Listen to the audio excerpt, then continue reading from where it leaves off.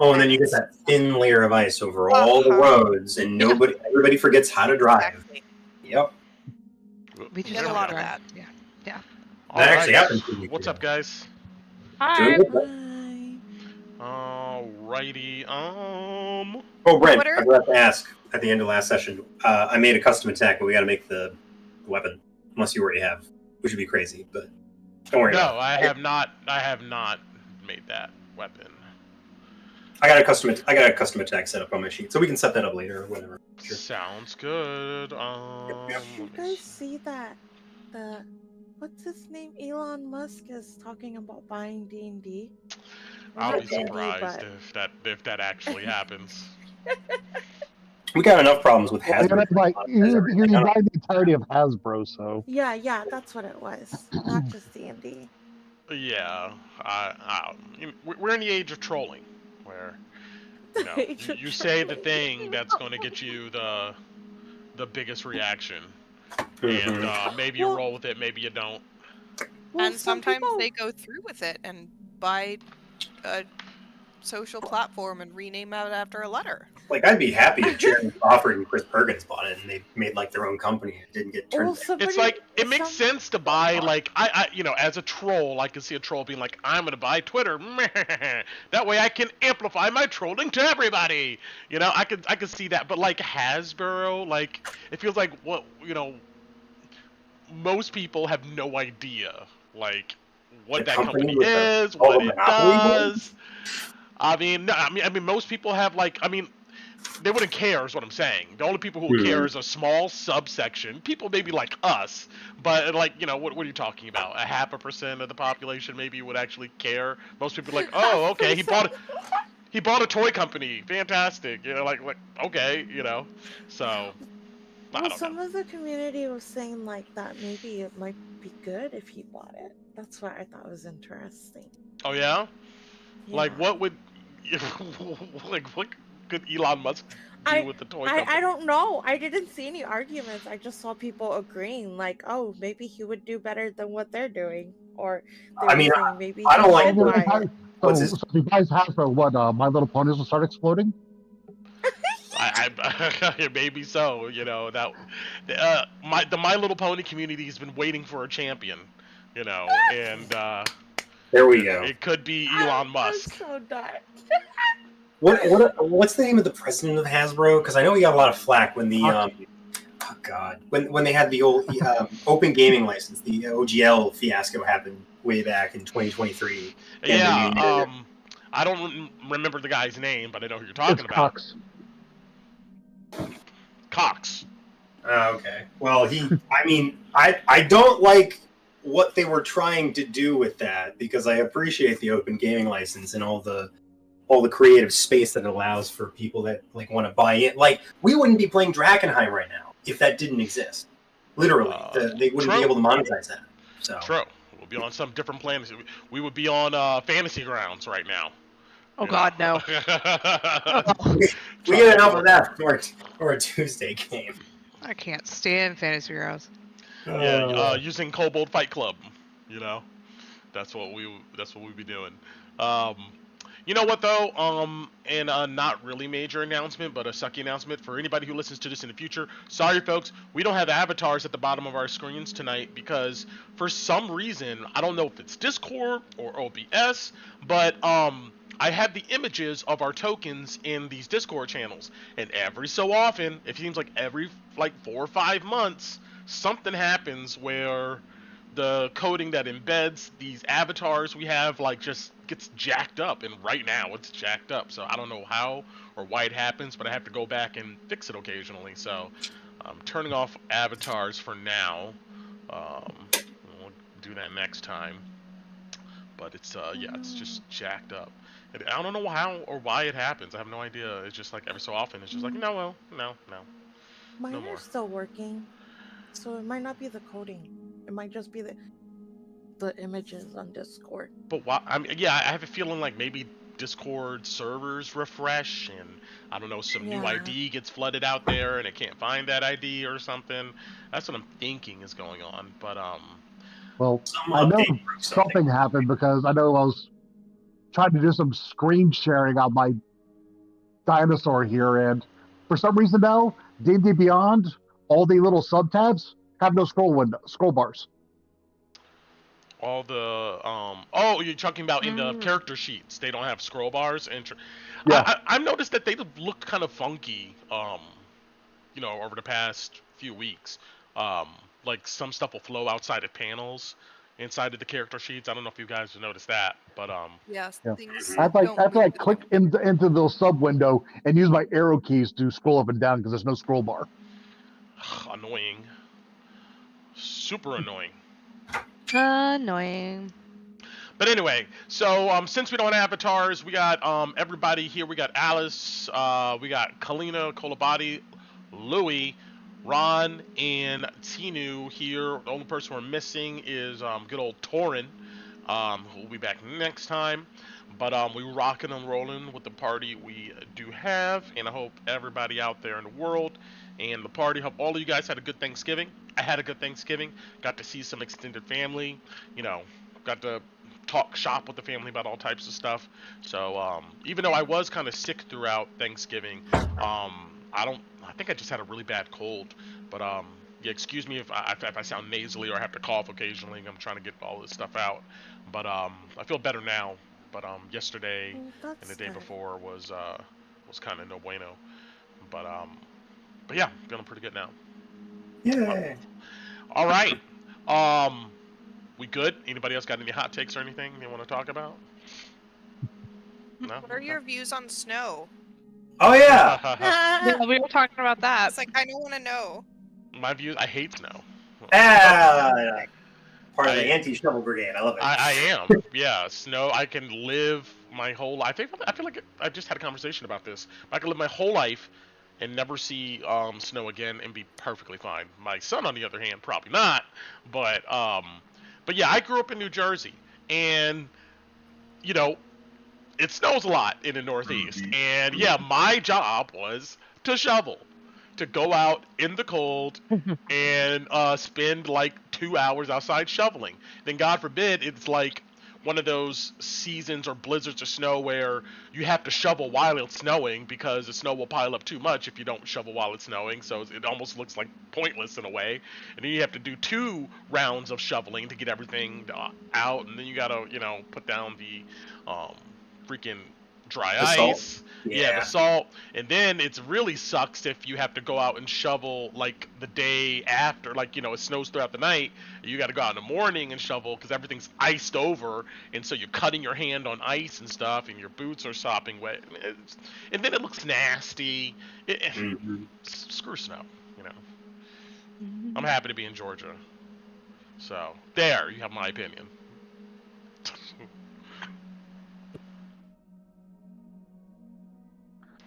I guess I'm the only one person that shares that sentiment besides Shane. I live here, man. I'm bound to the snow. It's never going away from me. I politely disagree, Brent.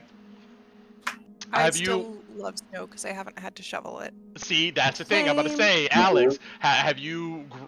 You're from the South, right? Yeah, I'm born and raised here, but we used to go to Ohio every year as kids and go spend winters. Did you have to shovel up in Ohio? Well, I did. You haven't learned your lesson, friend. That's the problem. Yeah, because after shoveling, we could go take, the 8-mile trip down the road on the sleds and, throw snowballs at people and get yelled at for hitting the house. And as long as the roads are nice and you don't have to shovel, snow is great. But with those 2 things in mind, My favorite thing to do with snow is when we went up to Ohio in February when and we had to rent the big Ford Expedition, and it had a sunroof, and we had the entire family in the car, and I went, "Oh, it's snowing, guys!" and I opened the sunroof on everybody. Damn. Because they're all like, "Oh my god, the snow's so pretty!" I'm like, "Yeah, look here." And the snow dumped into the car, I bet, because there was snow piled But I just opened the back one, and it was a reservoir, so I don't care. So me and Alex were in the front, so it didn't matter. So I just opened it like literally on the mother, father-in-law, brother-in-law, the sister-in-law, and the kids. So my favorite snow memory. With me, I was at a convention in the mid-aughts in the Washington, D.C. area, and we got snowed in with like 6-foot snow drifts. So there's like, the entire convention was like stuck in the hotel. We couldn't leave. Yep, that's it. And That's the a wrap. hotel ran out of food, and there's Damn. no places open nearby. And Oh no. A riot about to break out. All the food's gone. Dun dun dun. And but you know, I mean, in the south here we've gotten better over the years with snow, because you know, the great snow apocalypse down here. I think it was like 2013 or 14 or something like that. Where it snowed like 2 inches and the whole state collapsed under the weight of it. It just That was horrible, man. That was because, yeah. It did suck, you know, because we didn't know how to deal with it, and apparently, Yeah, I remember that. It was like 2014. I remember that day because I worked in Midtown at the time, and I saw what was happening. It's like, okay, gotta go. I need to get back to the Duluth area. First thing I do, I'm going to drive south. And I took surface streets all the way around. It took me, 2.5 to 3 hours to get home, but I got home. But you got home. I know several people at the company I worked for at the time. I do not touch that highway. If you touch that highway, you are not going anywhere. Yeah. I had a old coworker friend of mine who, I mean, his experience was awful. He was like stuck on the highway, like nothing moved, and then him and several other people apparently they like got out of the car, they walked off the exit to like a Home Depot, and then had to sleep in the Home Depot overnight. It was like 2 inches, like the end of the world, you know. Yeah, I had a friend who worked at Cartoon Network across the highway from me. He got on the highway. My current co-teacher got on the highway right before it got super bad, so she was like, I'm sure I can make it before, and then she got stuck on the highway and she was 8 months pregnant. Oh no. She said it's the worst experience she's ever had. I bet, like, man, what if little one decides to pop out right now? Like, this is the moment to That's what I said. I'm like, weren't you scared? She was like, he wasn't due for another month. I'm like, that doesn't matter. Murphy's Law. That's terrifying. 100%. But okay. All right. Let's go ahead and do it to it, guys. Let's get back into Drakkenheim.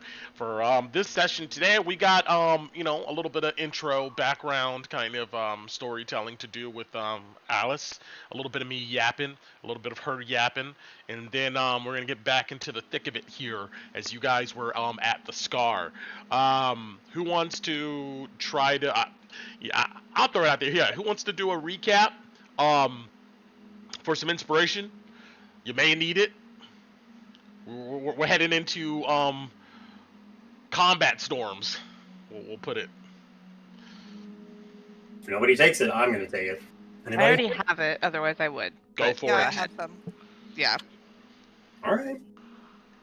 Last time on Dungeons of Drakkenheim, the session began with a bit of flashback to the past, specifically Alice's past, where we get an overview of the Crystal Arch Pass, just north of the Republic of Liberia.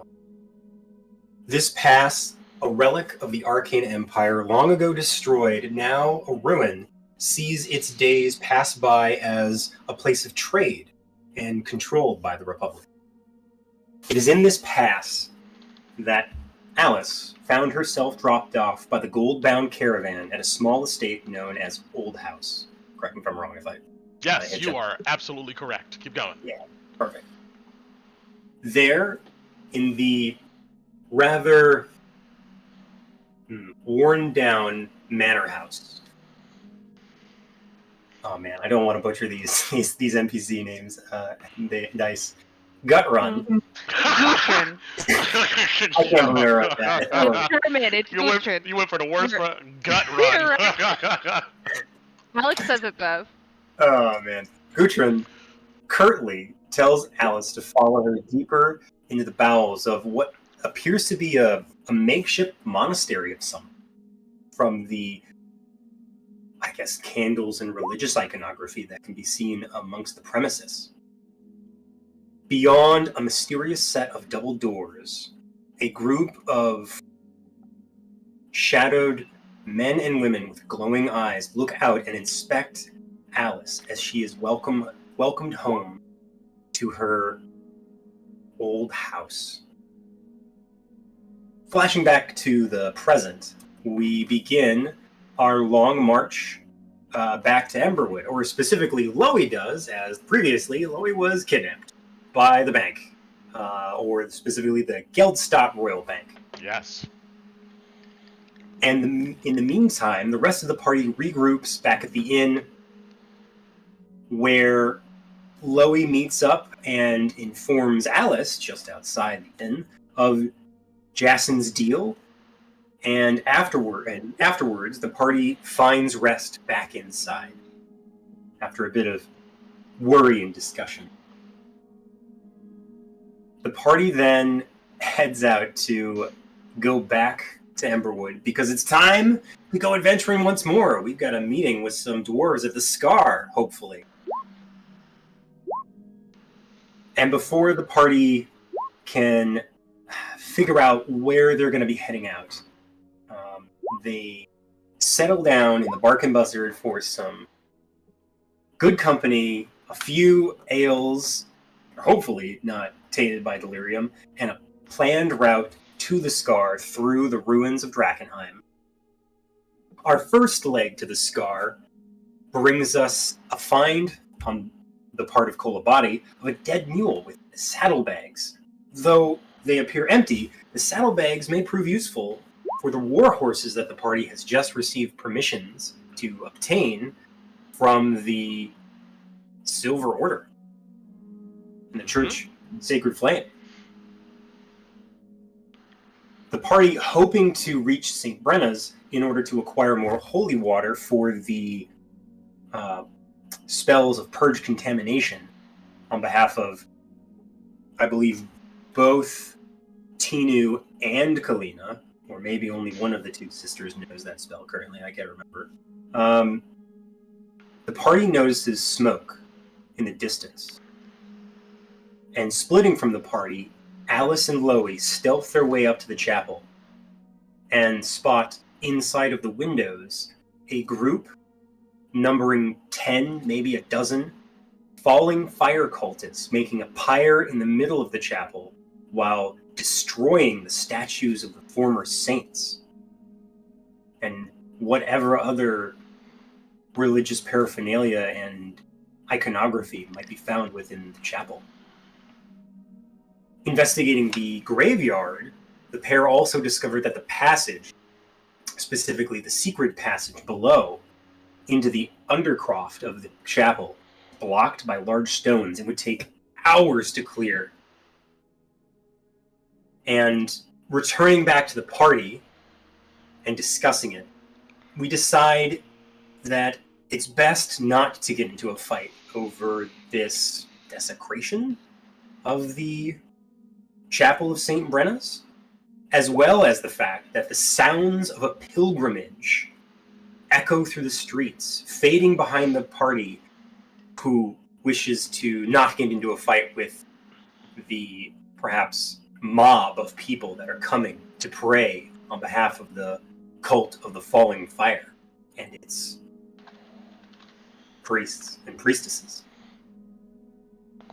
From there, the party approaches the Scar, where the smell of soot and alchemical ingredients hangs thick in the air.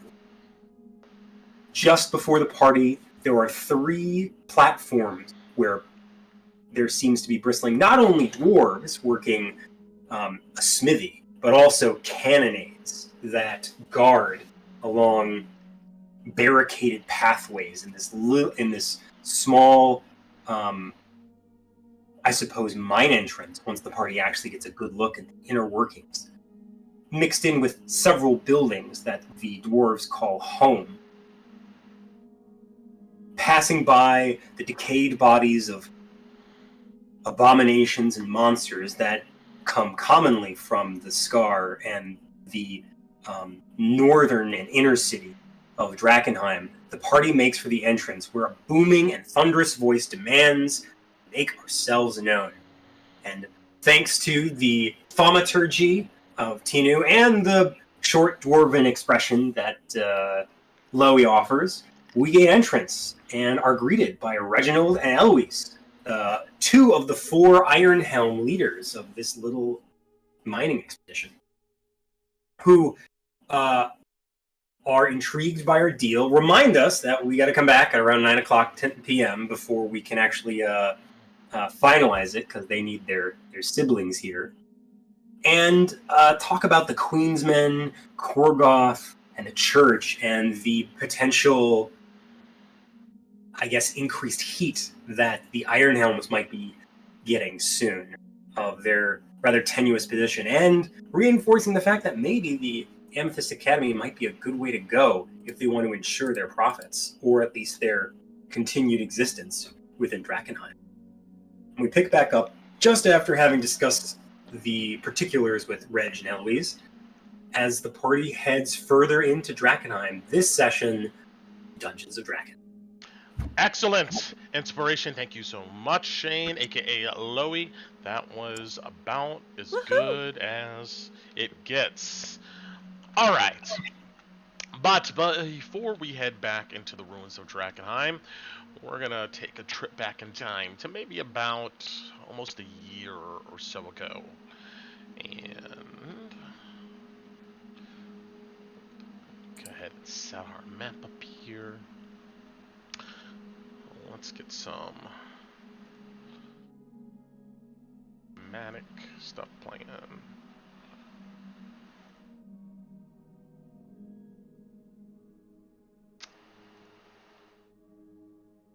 Mystic.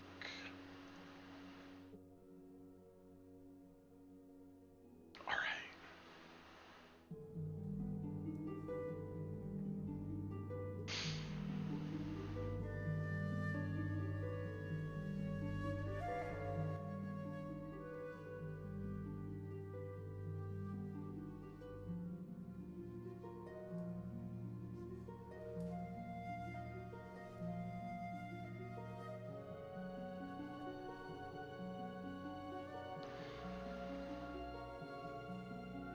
All right.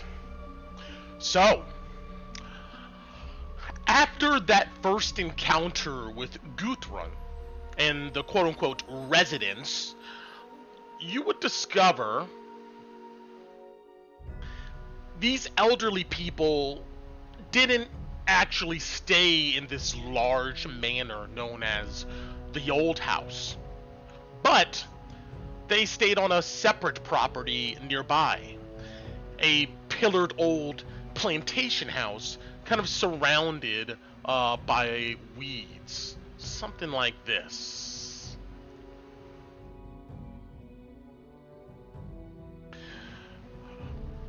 Whatever walkway led to the plantation was long overgrown. Instead, the residents used a crooked dirt footpath that winded from the old house to the plantation. You remember on the approach, Alice, you can hear old chimes on this wraparound porch kind of belting out notes in the wind. The place smelled of rotten wood. The room you were assigned to wasn't spared the dilapidation. When summer thunderstorms came through, leaks would fill old rusty buckets throughout the place, drumming throughout the day and night. There was a particular discoloration on one of the walls of your room. It was in the shape of a chalice. Eventually, you would assume a symbol of the divine light hung in that spot for years before going missing. A rooster in a pen nearby sang every morning, and the days kind of rolled into weeks. The first month was hard. The exhilaration of, I guess, escaping House Jones undercover wore off, and time kind of dragged here. At least you had some time to think about what came next. Going from servants to self-care was a bit agonizing, but Guthrun kind of broke you in well. You remember lugging water from the well, tending to the garden, performing some repairs, plucking chickens, the list goes on. Guthrun seemed to be the youngest person here besides you, and she looked well into her 50s. Despite this, you will learn Gudrun could very much take care of herself. She would tell you that her vigor came from quote-unquote old blood. Blood she claimed was purged from this world long ago. Gudrun said most of the residents here are around 300 years old, and she was about a century herself. The oldest resident was a lady named Tinny, and she was the only resident that stayed in the old house. You had many questions for Gudrun, and she had many answers. Every morning, you and her would sit in the old kitchen, and you would learn a bit more about this place and your own situation. And I'm going to send this to you, but here's a list of some of the important things that you've learned from Gudrun during these conversations. 1.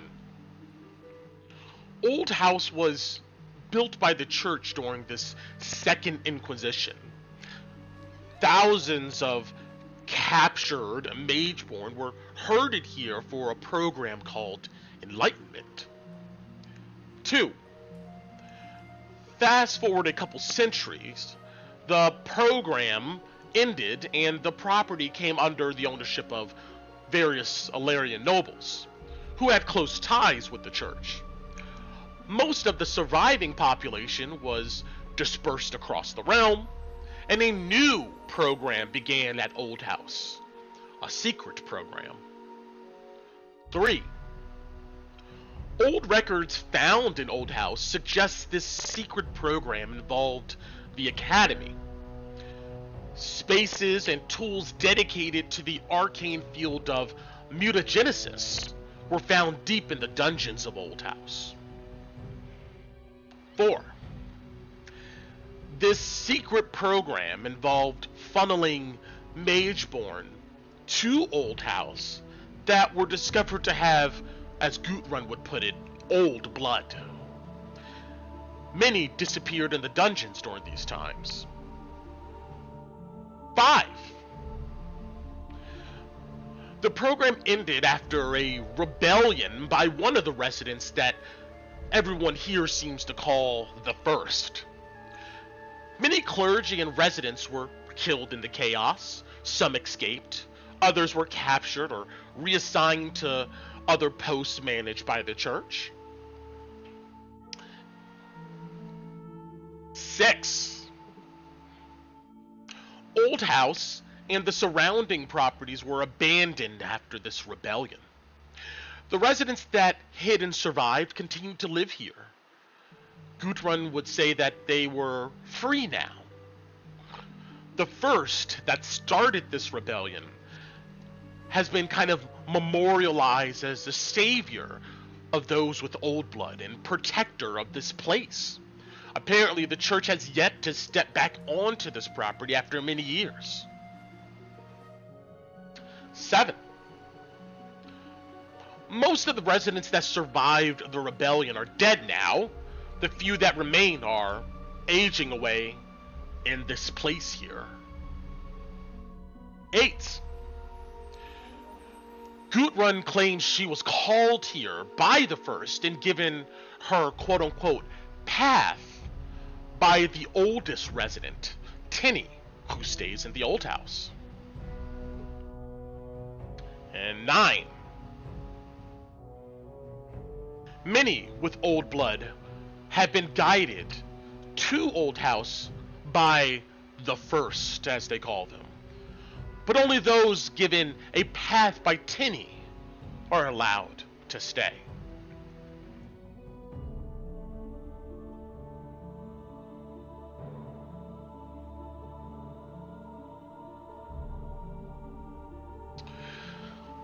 On one of these days, you and Gudrun kind of walked an overgrown graveyard not too far from Old House. This would happen to also be the same evening that Gudrun would take you into nearby townships to collect supplies. And by collect supplies, that meant stealing things. and Gudrun would prove herself to be an expert at such activity. Her old blood, as she called it, allowed her to go unseen at will. Eventually, she would show you how to use your mind, body, and blood to achieve similar results. During this early stroll through this graveyard, maybe you ask some of your most pressing questions. So, at this time, we're going to go ahead and RP a bit here, Alice. You and Gudrun are walking around these weeping willow trees and this graveyard. And considering what you knew then, and even what you know now in this game, what are some of the things you would have asked Gudrun? Somebody would have asked her, you were getting a little spotty, like your connection was going out. Was that for everybody? Yes. Oh, Yeah, somebody through a little bit. Well, damn, somebody should have said something. I heard I still understand you. Yeah, I could somewhat understand. I just didn't catch the last of it. I'm so sorry. Well, you guys are walking through a graveyard, and this is your moment to RP and ask some questions. Let me disconnect and reconnect real quick.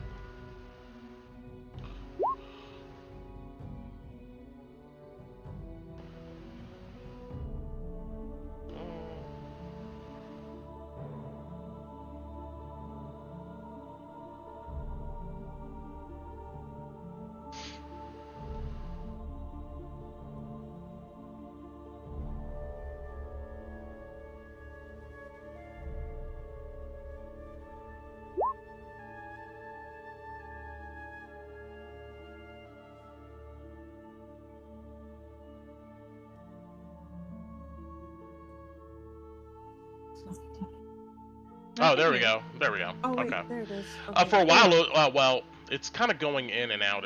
For a while, it was saying no route, cannot connect. But now it looks like I have full bars. Yeah, you sound. Yeah, that's a lot better. Oh, yeah, I think that's it's so much back. better. Yeah, it was, my connection was low, but who knows? It may go out again, but we'll deal with it. But anyway. Okay. So.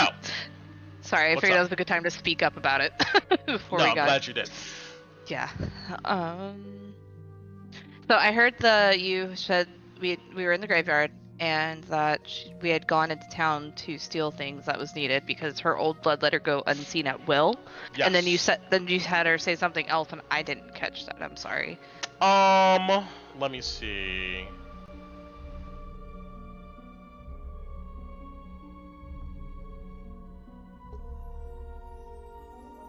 Oh, I just returned to the point that you two were walking through this graveyard, and this seemed to be a moment for you to ask some of your more pressing questions. So, you know, we're gonna go ahead and roleplay this here a bit while you two are kind of strolling. And... Okay.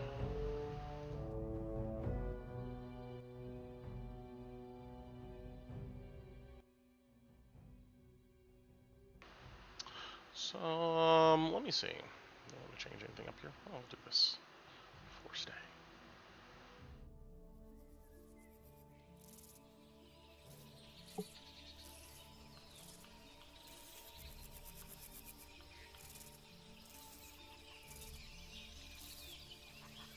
There we go. Ah. Alright. That should work.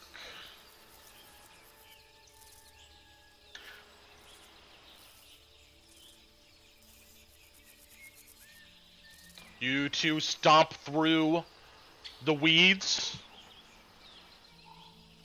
What is on your mind, Alice? I mean, the first thing would be to. What is, like. This old blood. Ask, for clarification on what she means by this old. How is it different from.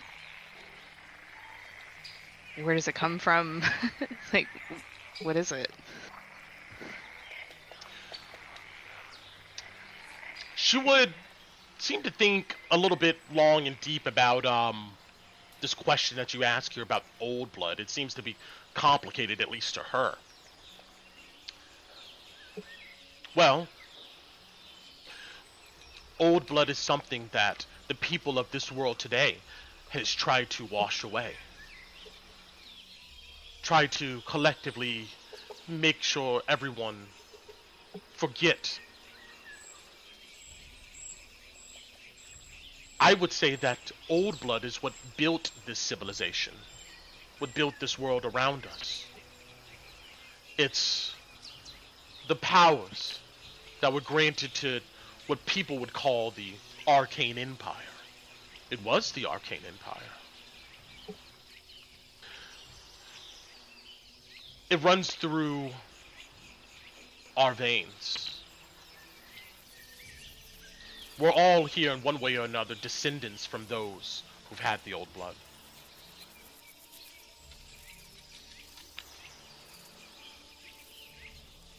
Then what? So that's where you get Mageborn from. That's just what it's called now. I wouldn't consider Mageborn the same thing at all. Does Mageborn grant me or Tinny or any of the other residents here long, vigorous life? No. Does Mageborn make the light flicker in your eyes? No. Mageborn, I would say, is a weaker manifestation, maybe, of what we carry. But our blood is so much more. In my readings, at least, I believe that the old ones, those of the Arcane Empire, they were able to speak with entities beyond the veil. And the entities saw good in them, intelligence, stewards of the rest of humanity. And these denizens across the veil gave the lords of the Arcane Empire this special blood. So maybe the manifestations is kind of similar, but I would say Mageborns are lesser than us. And you should treat them as such. Why? Why? Mageborns and those who follow the divine light are the reason we are here now, hiding in the shadows.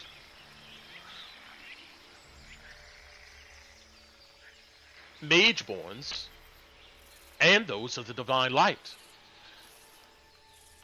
are what made Tinny's mind go mad.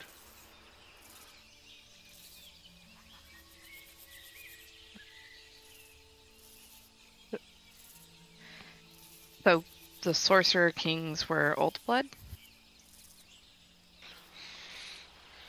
She nods. Now, she says this stuff with conviction, and as she walks kind of staring at the gravestones and stuff around her, you get a sense this is stuff that she is keen to believe. Right. Well, then the old blood is obviously given like any kind of blood, but does it work like the Mageborn where you can have a string of family without anybody showing it, and then somebody shows up with it? Like, would my birth parents have the old blood? Well, yes. Over here, she says, and she points in the direction of some of these gravestones. And after searching for a minute, she comes to an area where she bends down and carefully removes some vines and stuff away and shows you a couple dilapidated graves that don't have any names, but just numbers on them. 13 and 17. When I received notice that you were to arrive here, I went to the records halls and I looked around and see if there was any information I could uncover. Your great-great-grandparents came from Kesselholm, at least according to the records, but most likely were born in Drakkenheim. Since you carry old blood, your parents probably came from King Albrecht von Drakken's progeny. The church has long known the von Draken bloodline was riddled with potent, she does quotes, mageborn, but never made outward claims that the von Draken may be descendants of the true rulers of this world. They probably realized that the von Drakens would go to war before revoking their birthright over the Edicts of Lumen. During the early purges by the church, as the Empire fell, arcane lords tried to hide among the population. Some succeeded. And we suspect that the line that would become the von Drakens did so as much. There are other old blood lineages out there waiting to come home. She puts her hands on both the gravestones again, and she goes, your great-great-grandparents are here. Your great-grandmother was taken as an infant to Caspia during the rebellion. Rule of thumb, I guess, is to curse the clergy, but in this instance, they were the ones who saved your grandmother. And we can be thankful for that. But there's no more records beyond that I can find. Not even her name? Just the last name of Castell, but that could have been given to her.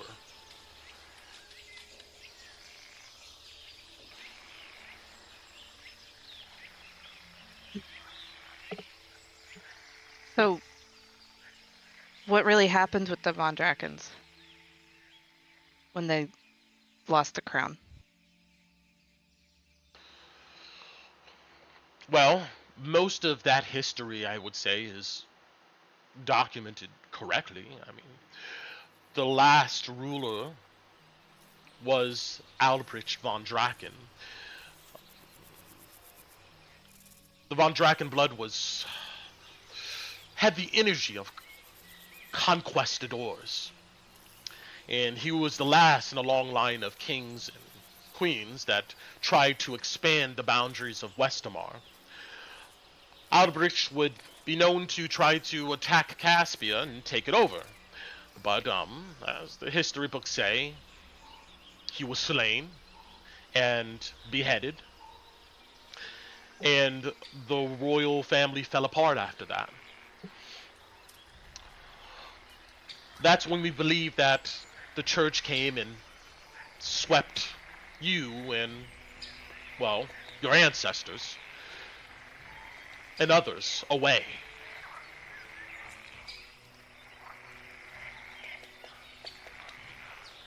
Mm. But after Albrecht von Draken died, the royal family collapsed. There would be infighting among adjacent houses, cousins and cousins of cousins for a few centuries before the von Kessel family stabilized things and took over. And to this day, the von Kessels claim that they're the most direct line to the von Drakens, and hence their claim on Westermar. Do you believe they have that claim?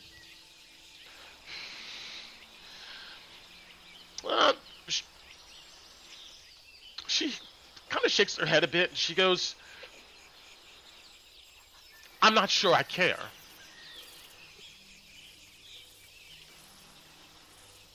What Why not? matters? Well, I don't care because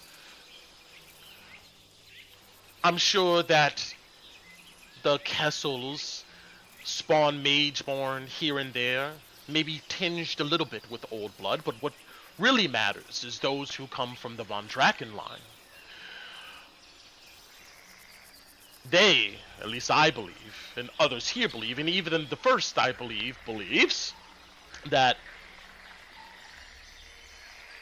they're the closest to the source, to the arcane lords.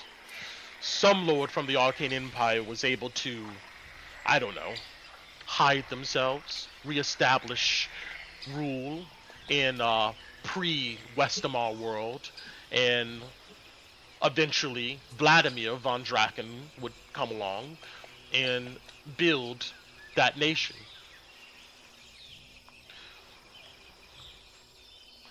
What matters is those who express potency, like you and I. Everything besides that, and everything to happen after the Arcane Empire, is a tragedy. That's what I would say. But you're here. And maybe Tenny will give you a path. The final path. To us correcting things. Bringing things to how they should be. How should they be?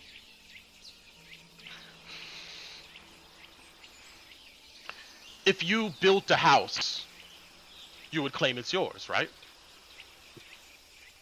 Yeah. Even if someone came and took your house and changed everything about it, it still was yours, right? Yes. That's how things should be. We built this world.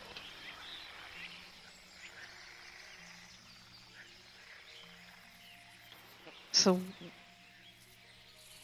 but everybody's hiding. The powers that be are strong right now. Stronger than us. But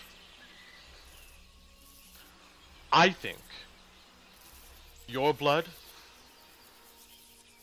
and maybe the blood of others out there who have yet to find home, will come back. And they will have powers that no church or academy can stop. How do we know if they have old blood?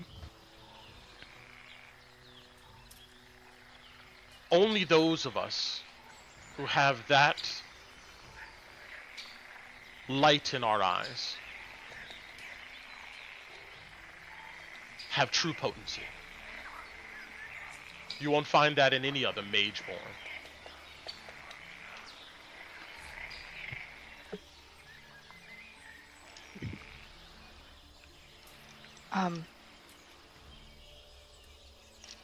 Why did Clara know to send me here?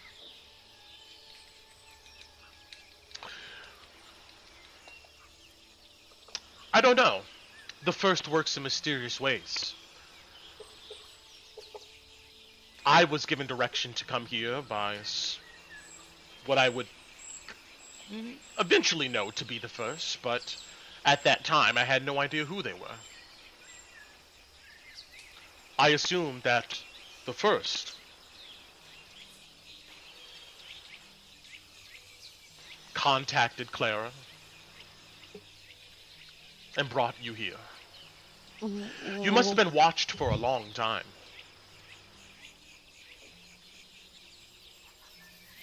I mean, apparently everybody knows a little bit more about me than myself. Especially with the two that showed up back at Jonestown to put the thought in my head that I am of Von Draken lineage.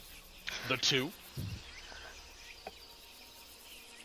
Yeah. Somebody from the academy, and then somebody who was there for the interest of Drakkenheim. She stops in her tracks and looks at you. Well, that's why I wanted to get away, because I was told that, and then sorry, I'm pulling it up to make sure I say this right. You said, yeah, there's half-elven woman said her name was Magdalena, saying that she claimed to represent the interests of Drakkenheim. Believe that I might have a claim to the... Who is she? I don't know. That's disturbing to hear. Why is that disturbing? For a long time now, we've been hiding here and other places. This is my first time hearing that someone outside of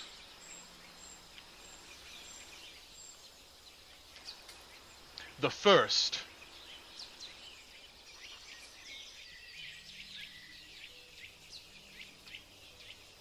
well, you see, she seems conflicted. It's been a long time since the church and the academy ran these secret programs here. We're talking about centuries of silence from them. And what you're telling me now is the academy, at least, is... Yeah, his name was Murdoch Greysky. But you know what? It makes sense, though. You see, she looks a bit relieved as an idea comes to her. They're concerned about the royal lineage and who sits on the throne. So if maybe they dug up some records somewhere or something like that, they would have a keen interest maybe in finding you. But the throne we're interested in is one that goes further than Westamar.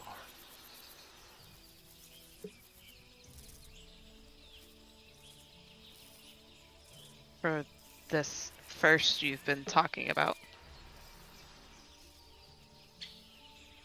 Yes? What are they? The first. Well, that is a mystery. We don't really know who this person is. Even the ones who remember the rebellion don't really know. Only Tinny seems to have any clues, but she seems awful frightful in revealing them. But if you ask Tinny, she will tell you that she has met the first many times over the years, and their anonymity is very purposeful.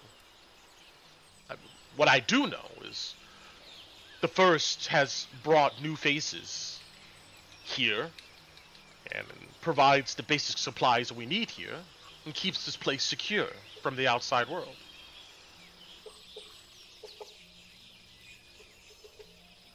And we just are supposed to stay here?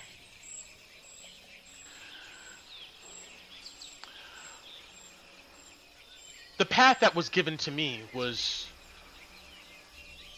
to prepare the one that was called for their role in the new empire. And one day that person will be brought here. And I would prepare them. Prepare them how? Well, we're going to get into that over the next few months. And you would reflect that later on, any training and guidance she gave you with your innate powers and stuff like that pretty much came from Guthrun. How to control such innate powers. Mm-hmm.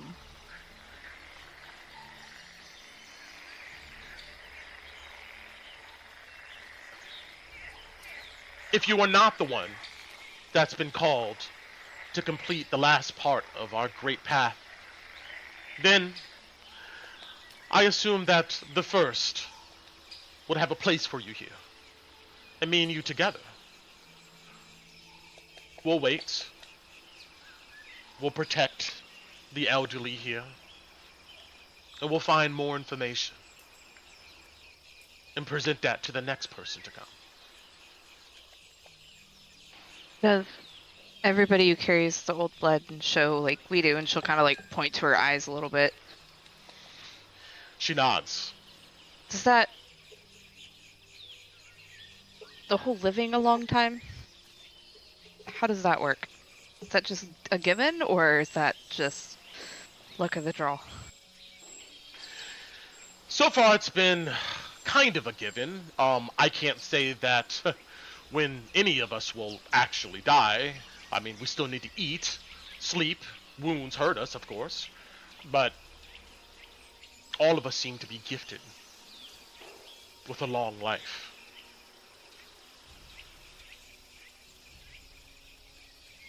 Do you ever regret that?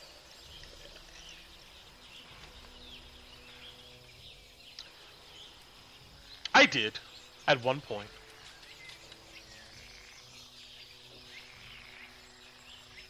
She leaves it at that.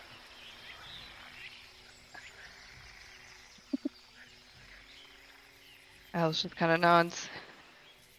I'm trying to think if she has any more.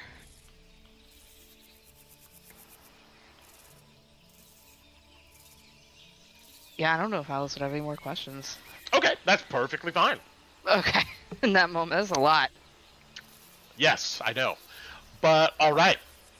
With that, well, in this part of our little flashback, we've got one more part we're going to do next time. But we're going to hop back in to today. That lore dump. I know. I know. Heavy stuff. Let me send something to you real quick, and then switch gears.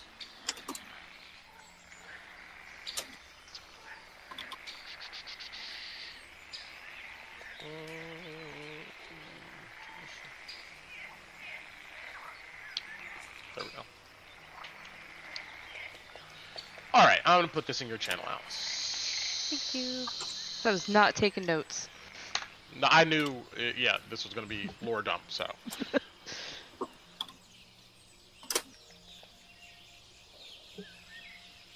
That's fine. The strikeout, yeah, don't worry about that.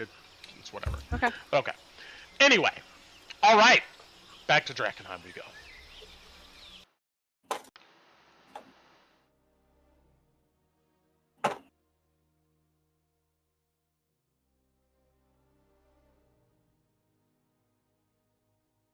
Alright.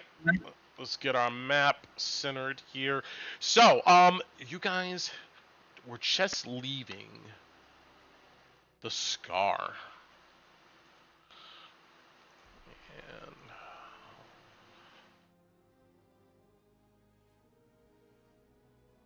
there we go, map. Alright.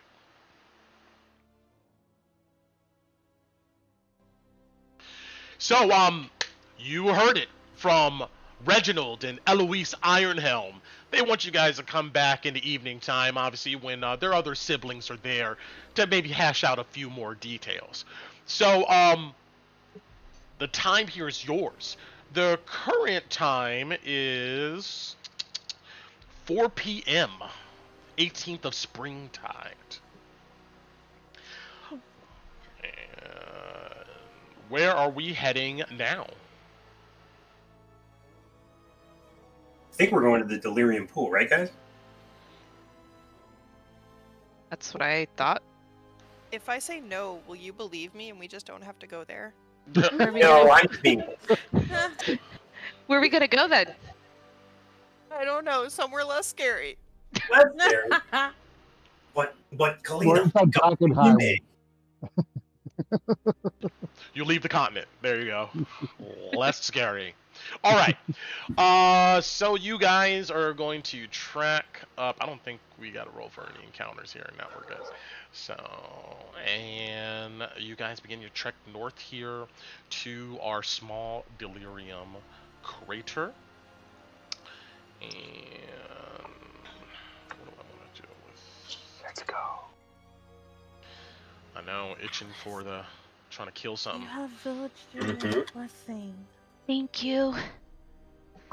Did we decide who was gonna be kiting and who was gonna be digging the crystal up? question. I don't know, to be honest. I figured Alice was one of the ones kiting. With how fast she can move. Ooh, that's a good point. Anybody else feeling up for running around like a crazy person? I would say yes, but I'm not that fast. You need to dig. Yeah, I'm not good at that. Okay, I give I can Kala. get hit, so I feel like I should still be closest to the pool, Mm-hmm. but I can't run away. So maybe the closest person digging. Just remember, we want to get it out of the pool first, so that way it doesn't surprise us. This thing's real hard to see in that kaleidoscope of oil. What is our signal for run? Like, what if we go and there are more monsters than one? Scream. I was about to say scream. Run. I like run. Run's a pretty good one. Or no, but I mean like, okay, so like maybe if there's like two, there's only two. I think you can kite two, right? Or no? If there's more than one, more than one. If there's more than one, we might need a second one. Right? Okay. Oh, I'm just saying, in case we get there and there's more than one, are we staying or are we leaving if there's more than one? I think if there's more than three, we should leave. Okay. I think if there's more than two, we should leave. Mm. I think if we hit three, that's bad. All right, maybe I can flex on. I think we should go free, but I mean, somebody's kiting who's ever not digging can try to start wearing it down to try to take it out too. Or we just want to take it out and then be able to dig. Just take it out. once it's on land, it looked pretty slow. We could outrun it. It's not like you could keep up with it. But there was multiple water pools around the area, wasn't there, Brent? No, there was only one large one. Oh, okay. Yeah, there was weird basements, but I don't think there was any pools. Oh god, I'm so scared, you guys. All right, let's TPK it. Let's do it. No. Yeah. Okay. I'm only halfway through my water drop. Let me live. I know, right? Now it sucked. Like, aww, you know. All right. Get plot armor until it's over. So back out into Drakkenheim, you guys go, and I want to play something for you. TPK music.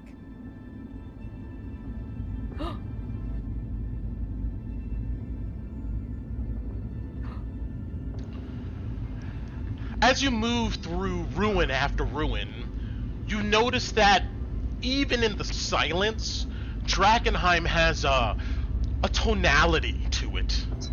Kind of a subcurrent of energy that's a bit unnerving. The words that describe this kind of deep ambient rolling tones are somber and repressed. And dejected, forlorning, woeful, seething, drowning. Occasionally, this note is interrupted by some violence or agony far in the distance. The sound is always there, just droning like static. In a strange way, it makes all these ruins feel alive, as if all of you are kind of submerged in some unseen membrane, hidden from your eyes, but not your ears.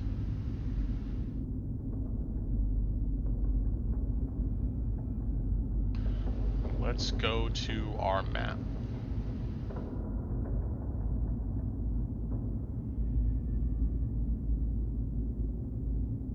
Sure, good here. Alright. I'm gonna pull you on the map before I switch it to you guys.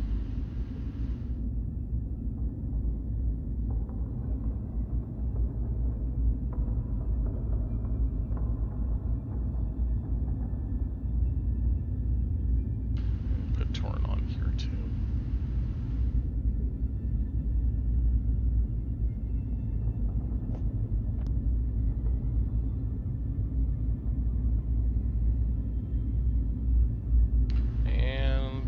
lights just a little bit here.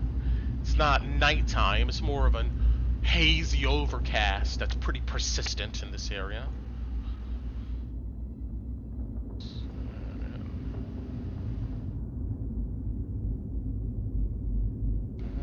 There we go. Just a little bit.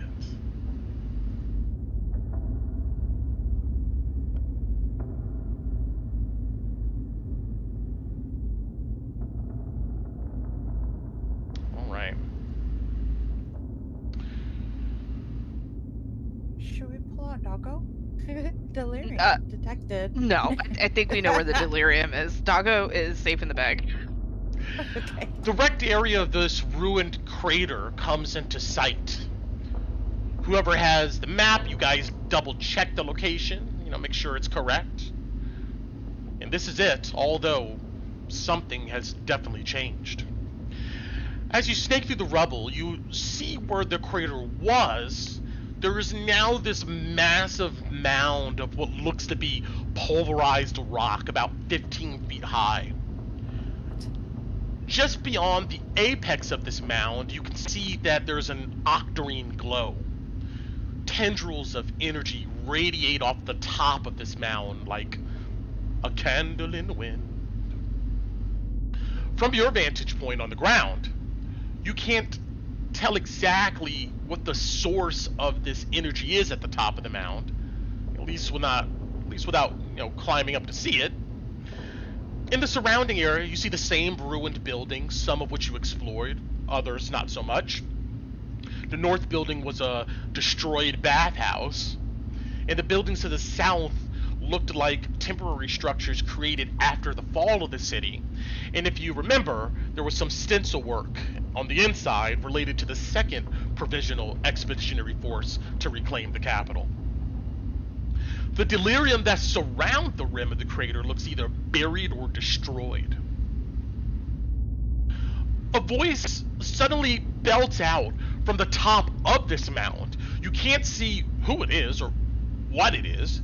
It sounds masculine, like there's an echo to it. It sounds like maybe some argument is going on. And you hear, throw it again. This time catch it if I miss. Come on, hurry up. Shit. You hear like scoffing. Some other voice responds, but it's hard to hear what they are saying. It sounds quite distant. Here you are. What do you do? Wait, so there's no water? You see a massive mound before you. You do not see any water. Imagine that.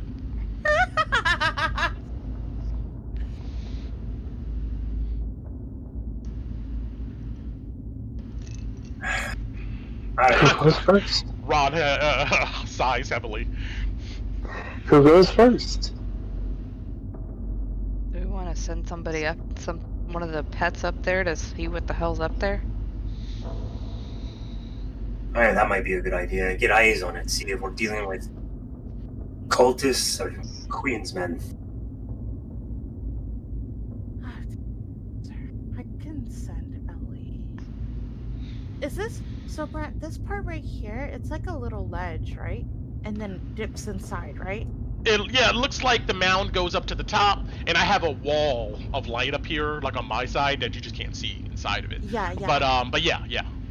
Okay, so I guess. She don't see. Do you want me to do it, or do you want to do it, or?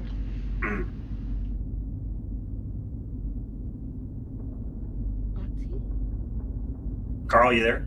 If you're talking, we can't. Oh, all right. Do you want me to do it? Do you want to do it? Body's like, no, you guys got it. Okay. I mean, I just wanted to give you the chance if you wanted to do it. Let's get in position just in case this is south. Well, I have to get closer because I think I have to be like right here. Yeah, because I need 100 feet. Oh, maybe we can go inside. Okay, I'm gonna go inside this. Is this door open, Brett? Yes. You see, it's just there's like fragments of a door left. Okay, I will kind of wave Kala. Oh, are we? Oh, we're 100 feet away. That was like our radius for sound, right? I'm gonna wave Kala because I have to go into trance, and you would know that to come watch my body. Oh, right. If you're looking through her, yes, I do know that. So I'm gonna go inside this building, Brett, and then I will. Okay, so this is all blocked, right? Because I can't see anything. That's the wall of the building. Yeah. So I'm gonna sit right here against this. No, I'm gonna sit here, and then as Ellie, I will send Ellie over there. All right, you take a seat, and then you go into Ellie's vision. Just move Ellie to where you want. I would wait for Kala. Come in here. Okay. I'm sorry that Kaylee had not moved her token. No. Oh no, it's okay. I just didn't want. I wanted you to be in position in case a fight breaks out. Okay, so I'll send her here, and then so this I'm gonna have her kind of not crawl, but she'll land. So when she flies up, so you know when you're ascending and you see somebody's head, she'll stop and drop into the mound or dirt or whatever it is, and then she'll crawl up to the ledge and try to peek up so that she doesn't draw attention. Okay. Roll me a perception check as Ellie gently lands on this mound of rock.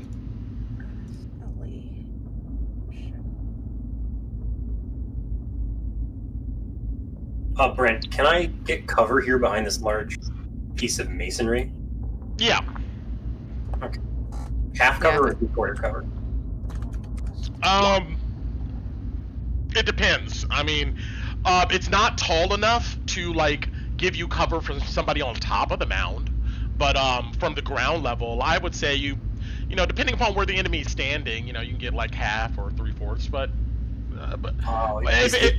if it comes into sorry, would this wall give me cover over here? If I was like standing in like a square like this? Yeah, that wall looks to be a little bit collapsed, but yeah, I mean, you can get cover there too, but I can't really tell you how much cover until there's like an enemy present, in their location. But it looks like it can give you sufficient cover from a lot of directions. Is this perception check using hearing and sight? Because I get advantage as Ellie. Sight. Okay, yeah. So let me roll it again. I'm gonna sneak into the building. Stay low to the ground. Brent, try not to make so much noise as I sneak. Alright, roll me a stealth. Oh, it's a... Oh, wait. It's a 17 whenever you're ready for Ellie. Got it. You gently step over this rubble, you know, avoiding anything that looks crunchy, and you guys see Loey dart into the shadows of this building. Yeah, when Alice went in with the twins to be able to signal Louie if she needs to. Alright, and yeah, Ron, are you staying? I'm following Alice. Not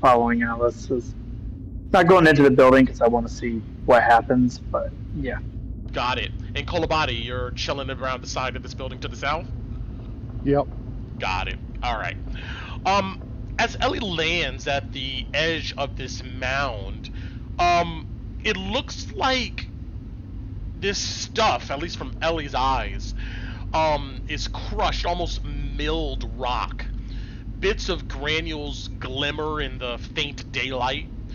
Looking closer, you see that the bits of rock, these rocks have flakes of delirium crystal kind of scaling it, but none of this stuff looks pure enough to collect or sell. Ellie does a double take, and with a perception of 17, she notices that there is a humanoid finger sticking out of this mound of dust. Does she do anything with this information or continues to... Wait, I'm sorry. I'm just imagining a huge human finger sticking out from the middle, and I know that's not what you mean. Yeah. I need more information. It's just a tiny thing. It looks like a humanoid finger, a tiny finger. Is it out. like in front of her, or is it in the middle, or where? So, oh, ew. Does it look any? I'm gonna scoot over because that's kind of gross. I scoot over. I tell her to scoot over. Okay, yeah, you know. Just see past it. Up the mound or just like around that area? So her goal was to look down here. Okay, so she's ignoring the finger and gonna proceed with what she was doing. Yeah. Got it. I don't. It's literally like sticking out from the sand in front of her is what you're saying. Okay, correct. Yeah, no, she's leaving that alone. Okay. Ellie continues on and peeks up the top of this mound, and I'm going to move her token from this point here. Okay. And okay. Move her right there. As Ellie peeks up over the top of this mound and looks, she sees the following. At the apex, the top of the mound actually caves into a massive dark hole, about 20 feet in diameter. A rocky shaft disappears into darkness, and this hole looks deep. On one side of the hole is a short human male, maybe about 5'4". He has pale skin and he's bald, but his skull looks misshapen though, and he kind of has like a hunchback. He wears deep purple traveling kind of outfit that fits his stocky figure. He has a collared cape of the same color that kind of flows behind him. His deep blue eyes, though,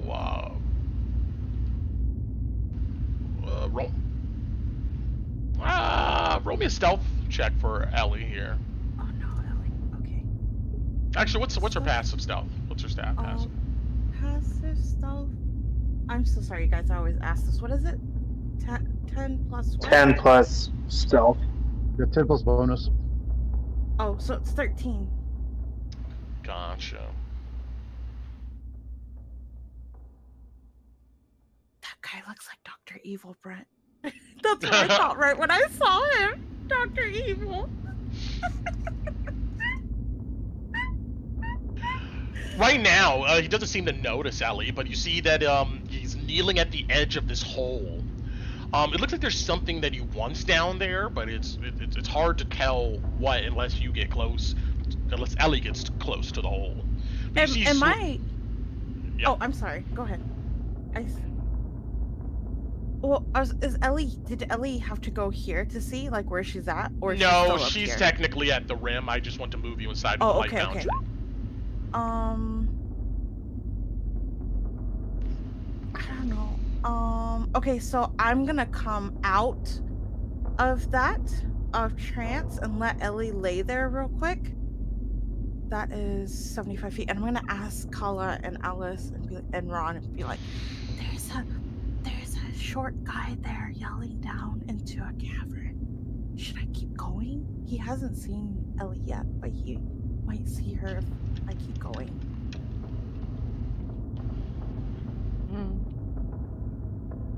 What do they grab? What's he yelling?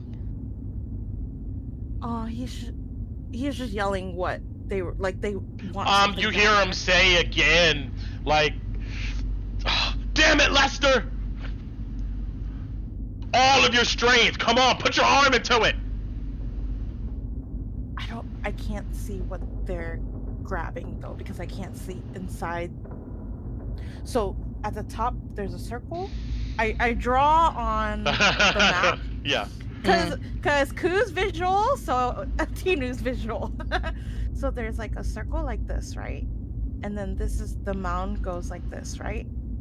And then Ellie's at the top, and I draw with a stick. There's like a circle inside, and then there's a drop down here. So I can't see down here because this vantage point doesn't let me see that. And there's a guy right here.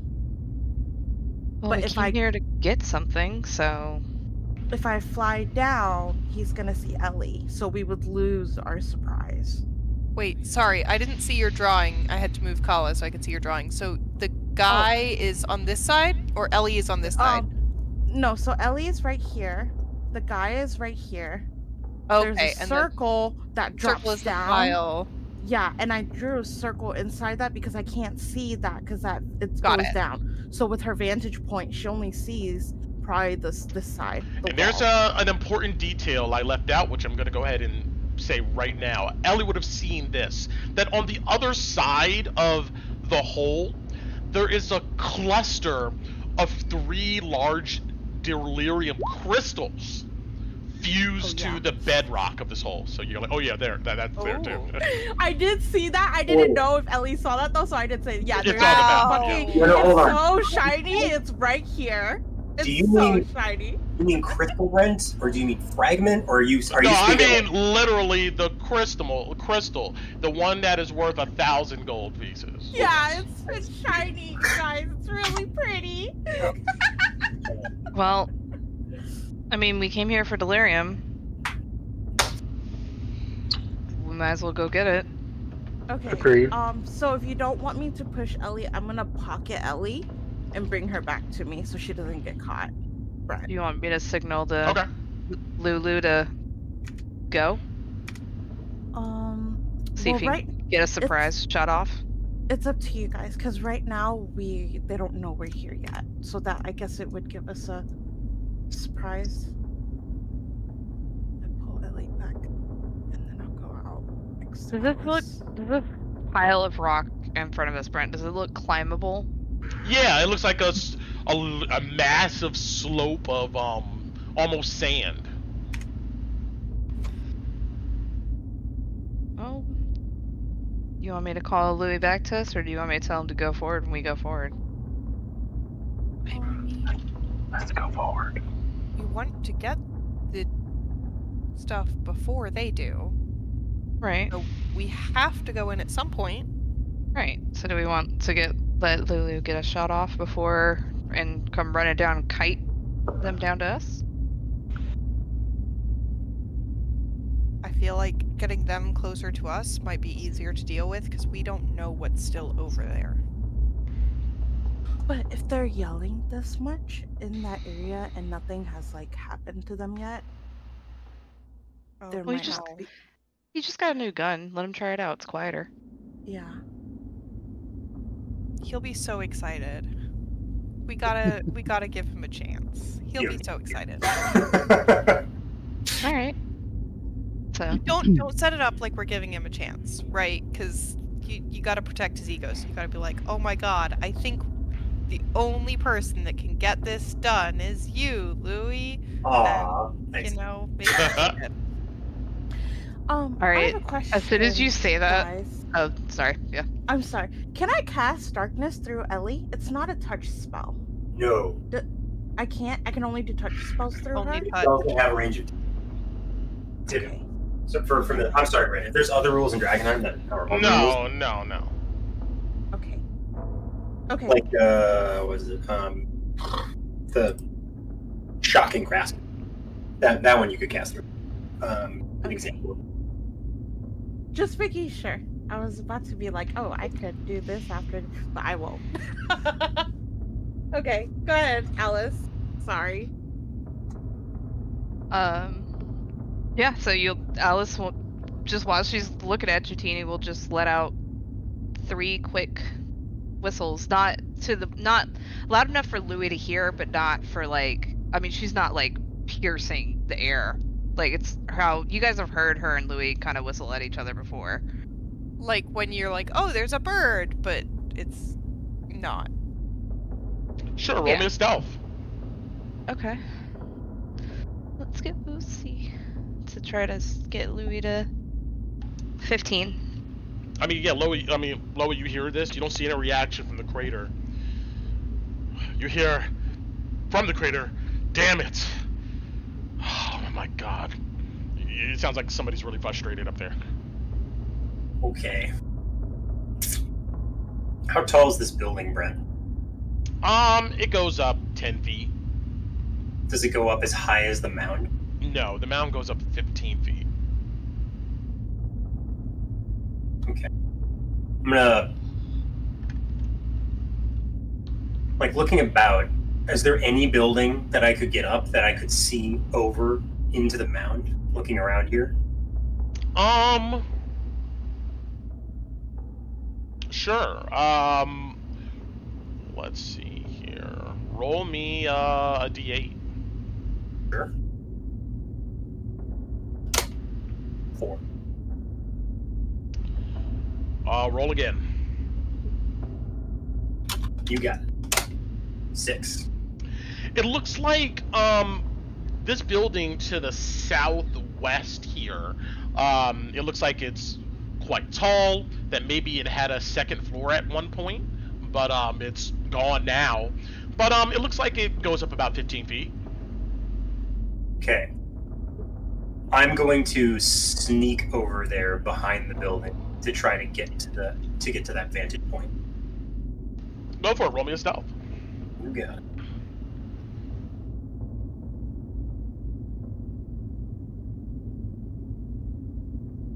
$27. Sure. Roll me one more.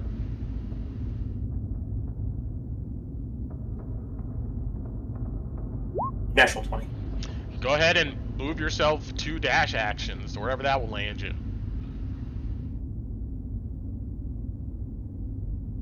Building.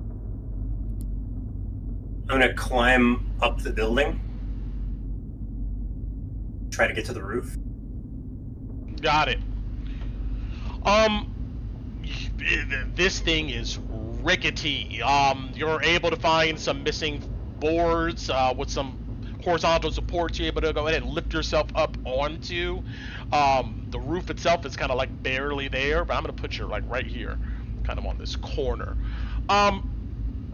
You look up and you're kind of level now with the mound itself, but you get the looking at it from this angle, you can tell that there's a concave to the top of this mound that dips down 10 feet. Do I see the man No. that is making this noise? No. It looks like you're just at the top of it, and since there's a concave at the top of this mound, they're inside of that depression, which you cannot see. Okay.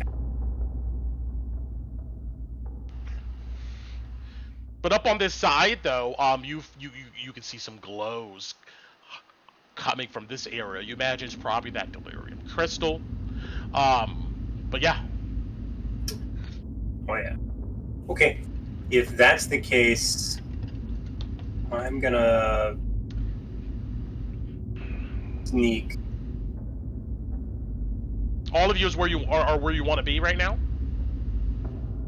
Alice would start sneaking I up. think, well, me and Ku are technically in the building. We just couldn't see anything. Oh, I came out after Alice. Oh, I came out to see your drawing. That's why Yeah, I okay. I walked out okay. to see the drawing originally, so I don't think I would be that Then- far forward. Yeah, we would be inside. I would be in But- here with Ellie then. Alice would start sneaking up. I would maybe peek out behind Alice, but I would not go all the way out as far as my character actually was. All right. Well, roll me a stealth check, Alice, as you begin to move forward. Okay. Dirty 20. Go for it. Roll me. If you move up into a dash, and then tell me what else you want. Just one dash? Yes, for that roll, yes. Okay. I'll just start heading after Louis. And then I would keep going to try to get another one. Because that's 60 feet right there. So another one for another 30 feet. Yeah, another 60 feet. Go for it. I was just asking because I can move 90 feet in a turn. Because she's around. Yeah, 'Cause I'm 90 feet if you wish, yes. Okay, so 24 for the second round. So let me move the additional. Do it. Just 30, it's been 20, 30. So that would have been the first round. okay. When you get there, Alice, you would Yeah. hear One long and one short whistle. I'll make a stealth check, right? One long and one short. Mm-hmm. It's coming from over here. Stealth. One long, one short is check-in. Got it. She would give you 3 quick again, and you'd hear that she's closer. Okay. We have our own like little whistles. Would they be? I see. Like, oh man, you got Morse code going on over here. Yeah. I've got my gun trained on the mound, Brent. If I see a single head pop off, I'm shooting. I get the feeling that you're on top of this building, right? Yeah. See them? Okay. Way in the southwest. Oh, you're even further than that? Mm-hmm. I was 60 feet, so... yeah, I'll stay right here with that stealth check and wait to see what happens. Nothing happens. You hear, again, Lester! Come on! You could do it! Lester, you're weak. You can't do it. Do it, wait to Keep hear moving either if you... Louis Oh, okay, go for it. No, that's my 2 rounds that I rolled for. Yeah, go ahead. If you want to move again, roll another stealth and move yourself accordingly. If anybody else wants to do something, just pipe up for me and let me know. We'll go ahead and go to that. I was just waiting for the fight to start. Yeah, I'm not stealthy. I'm gonna... No, I will... No, I'll wait here until Louis tells me to move or I hear a shot. So, I have a question, Brett. Mm-hmm. So, if I take out my bedroll and look at my sister and mention cutting it and sticking it into her armor where, where the armor, like, hits each other, would that help her with her stealth? Would I know? You're pretty certain That's really sweet. I mean, maybe if you had a lot of time to make so the appropriate modification. No. Okay, so without she'll just look telling ridiculous. Yeah. I'm holding my bedroll and looking at her and looking at my bedroll and I'm like, okay, next time. And I'll take it away. Like, what the fuck? What are you doing? I was trying to figure out how to get you out there without making a lot of noise. If you put padding on where you Never mind.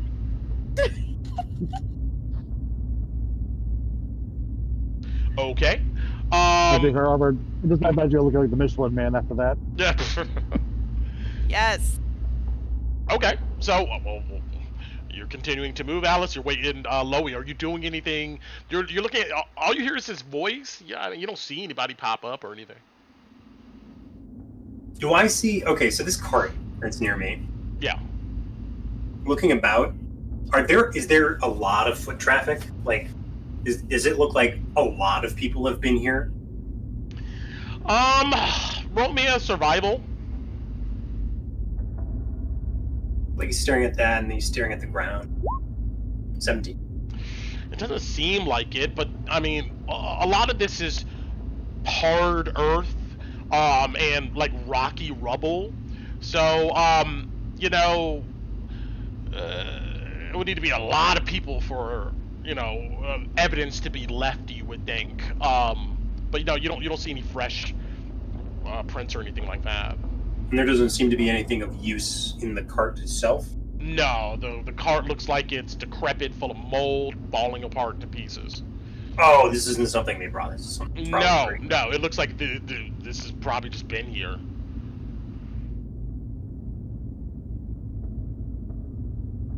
All right. Loey's going to give out one long whistle. And he's going to roll one more step. 28. Got it. That's right, we're using all of the rolls.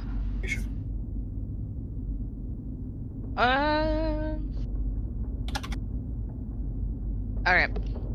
So hearing that, Alice will look up towards the crater. Mm-hmm. And yell real loudly, Lester, what you doing? And duck behind the building. Like she's trying to get their attention in the hole. Oh yeah, your voice echoes out. I mean, those of you on the east side, you can hear Alice shout outward.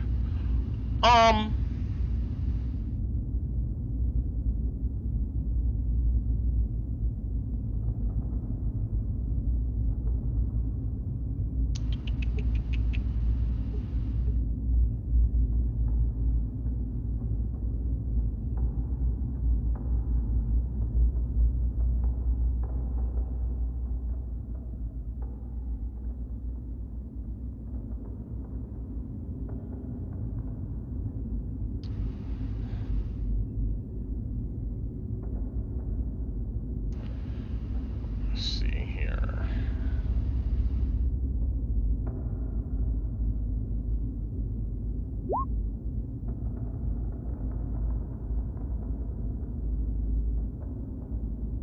So you're just hiding behind the building, Alice?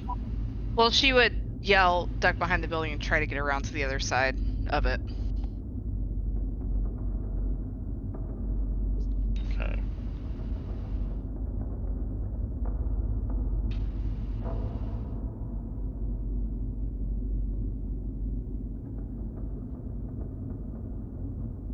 After a moment, those you have a passive perception higher than 8, you see the crest of like somebody's head barely peek up over the edge of the crater. Bang. And like look around. All right, that means I can shoot it, right, Brent? Sure. That 3/4 cover. Go for it. Disadvantage. Okay. They are lying prone. Oh, I have to go prone to be on the ceiling? On the... Not you. They are lying prone. Oh, so I have disadvantage to the shot. Yes. Oh, okay. Oh, wait. Hot second. Let me see if he pops. If he comes out of the... You shot, right? No. If he's lying prone, if I had seen... Well, wait. Would I know he's lying prone before I take a shot? No, you have no idea. I say you would take a shot. You're like, as soon as you see something, you're popping up that off. All right. Let's see here. Roll me an attack roll. Sure thing. Are you alone? They appear to be, yes. Okay, I have advantage, which... Alright. Let's go with this one. Oh, are you within 90 feet of me? I don't know where specifically on the crater, like up to here. No, they're outside 90 feet. Okay, but you're within 150, right? They are within 150 feet. Straight roll. 16. 16. Your bullet sprays sand in this person's face, and you see they immediately duck back down into the crater. And let's roll up some initiative. Sure. Okay.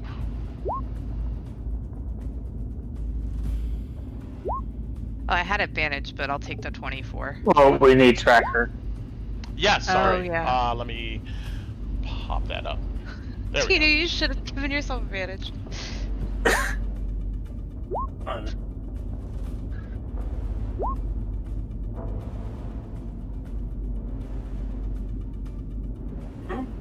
Hold on.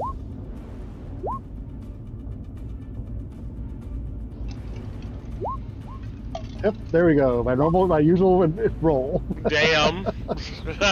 Oh shiz. I think she's here my for the party. token's not selected.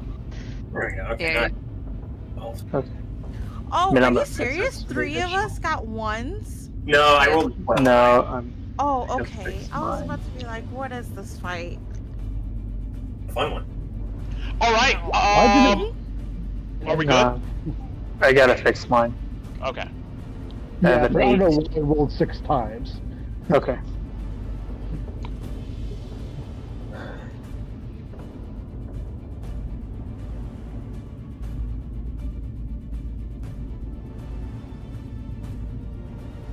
good on my end. Sorry. All right, let's go, Alice. Yeah, you hear that gunshot ring out, and what are you doing? I'm gonna step out. Do I see him? No.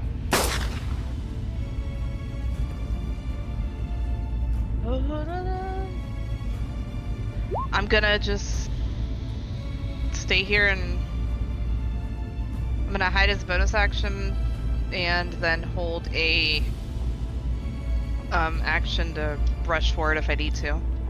If anybody's coming out after anybody. Got it. I'll roll that stealth for you. 14. And then bonus action hide. And then holding action to run up if I see anybody who needs it. Got it. Loey, what are you doing?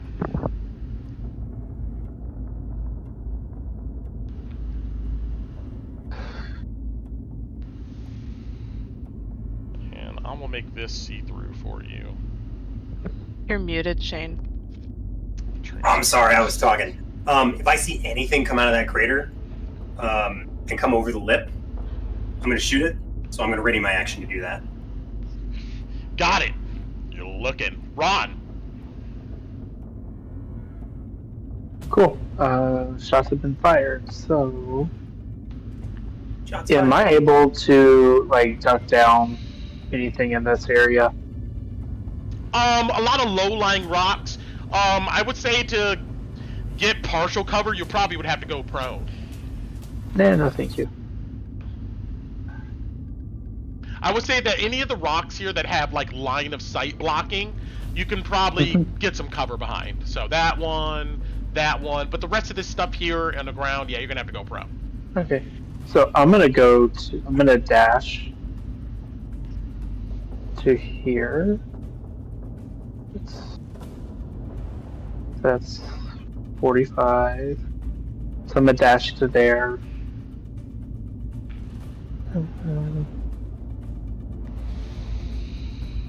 Yeah, that's it for now.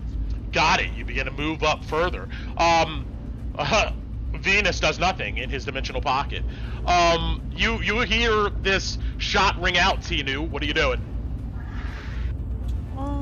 I guess I'm moving in. I look at my sister and I'm gonna tell Ellie to hop onto her. And then 5, 10, 15,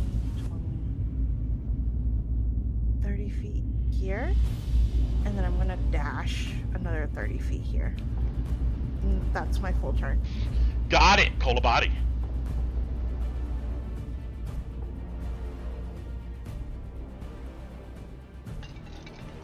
You're muted. Oh, Carl, you're talking. Hey. Moving to there. Got it. Right behind the rock. Yep. Holding action to send some ghosts in that direction. Should I see a target? And potato.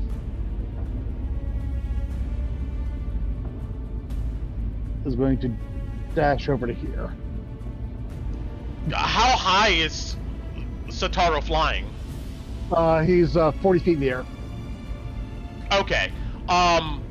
You can't see into his eyes at the moment because unless I don't know if it's an action to do that. Yeah, I should do that. I'm just going to go into that area. Got it. When you do, I will tell you what you see. But he begins flying across the skies. Kalina.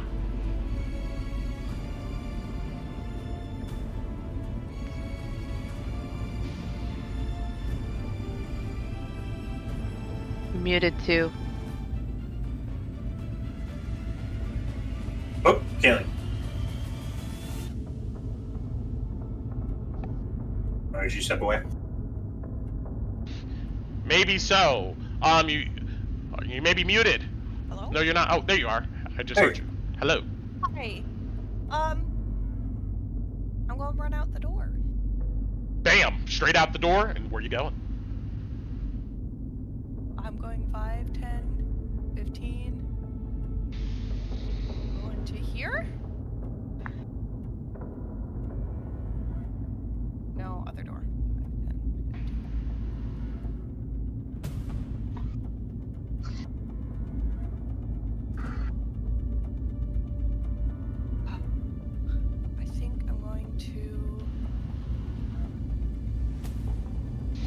not much I can do right now. I'm gonna just move again. Can I do that? Sure, you could dash. Right? Yes. Yeah.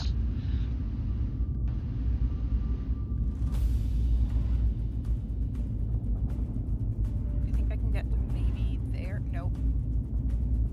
There. I can get to there.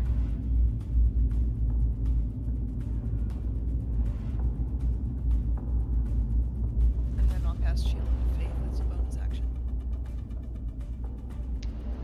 Got it. Alice. Alright. Fuck it. I'm gonna start running up.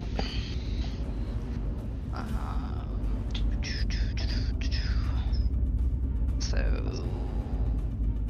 If I get to here, is it difficult terrain after this? This sand and stuff, it looks like it's probably difficult terrain.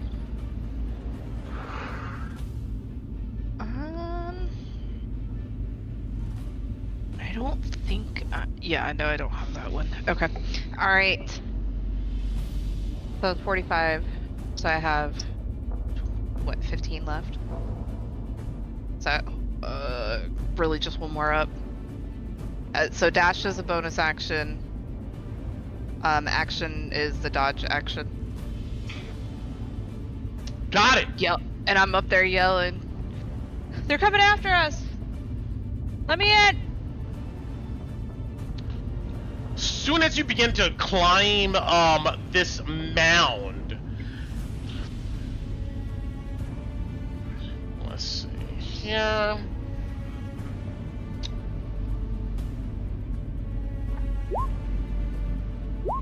Next to you, you see the sand begin to ripple, almost like water. And then it bulges upward. Gravel crumbles away as something large that looks like a collection of massive geode rocks bound together by some unseen force is breaking the surface. There's a large geode where a head would be, and instead of a face, you see a massive concave area full of razor-sharp delirium crystals. There's this hissing noise as this thing pulls itself from the earth. And as it does, it looks like this. Do we want to know? Yes. Let's see. There we go. Guys, don't get contaminated, please. Nice. Whoa! That's actually really dope. That's a pretty cool image. Hell yeah.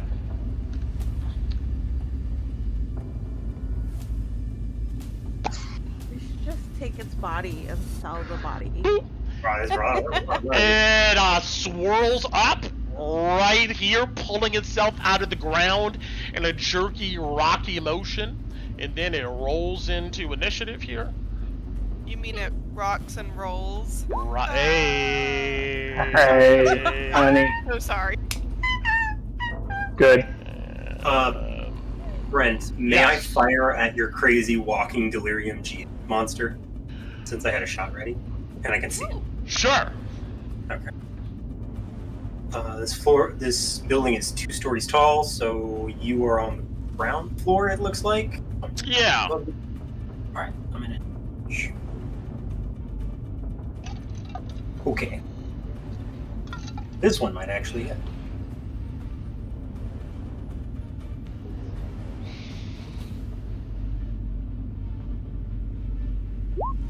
$20 to hit. Oh yeah, that hits. For 15 points of damage. Is this is not considered a magical weapon? No, this is not considered a magical weapon. A shot rings out, and Alice, you can see like a puff of rock come off of its shoulder, as this thing seems to be quite resistant to I guess it's bludgeoning damage here. We'll go ahead and take half of that. Piercing. Sorry, piercing damage. Piercing, excuse me. And I think that also triggers my held action too. Go for it. Which will be 2 ghosts getting sent its way.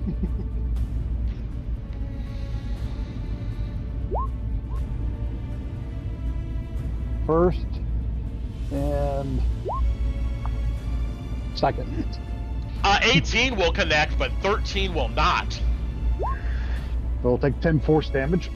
Slams into its body. You hear this screaming ghost as it slams into it, kind of rocking it a bit. But yeah, it's definitely still there.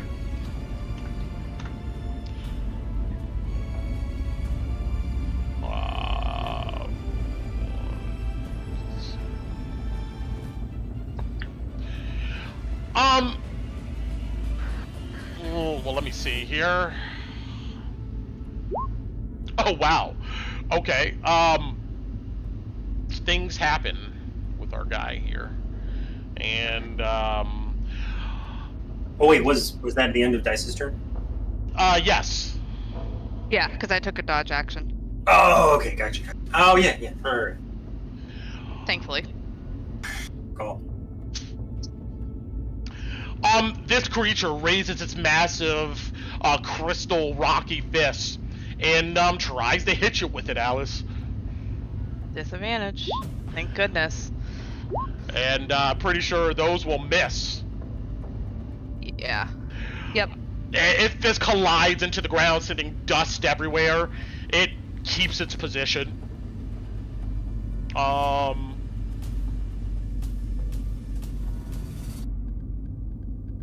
me see. Yeah. Well, that's fine. Loey. Oh, you want to play tricks, huh? I've got tricks too. Loey pulls something out of his pocket he doesn't really want to hold and incants a few words over his gun. Runes begin glowing over it. As a bonus action, I cast Magic. Okay, yeah. Okay. Fine. And I'm going to fire 2 magical shots at your golem. Whisper. Got it. You feel the static energy around the weapon.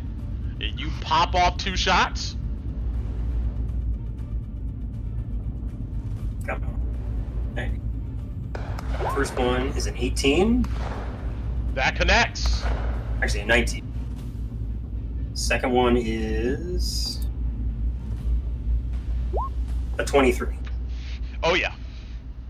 This will deal 16 points of magical piercing damage. You see, like, you know, when a bullet hits something, creates that kind of concave bullet hole, it slams into this thing's chest, showering rocks all over you, Alice, as it eats 15. 16. 16, I excuse got me. one from magical. Got it. I don't know how to put that on roll 20. Second shot. 12 points of magical piercing damage. And it'll eat another 12. Shards of it flies off. It's still there. Okay. I'm gonna wait here for one more round. Got it. Ron. Fun times ahead. Action. We are going to guiding bolt him. Got it.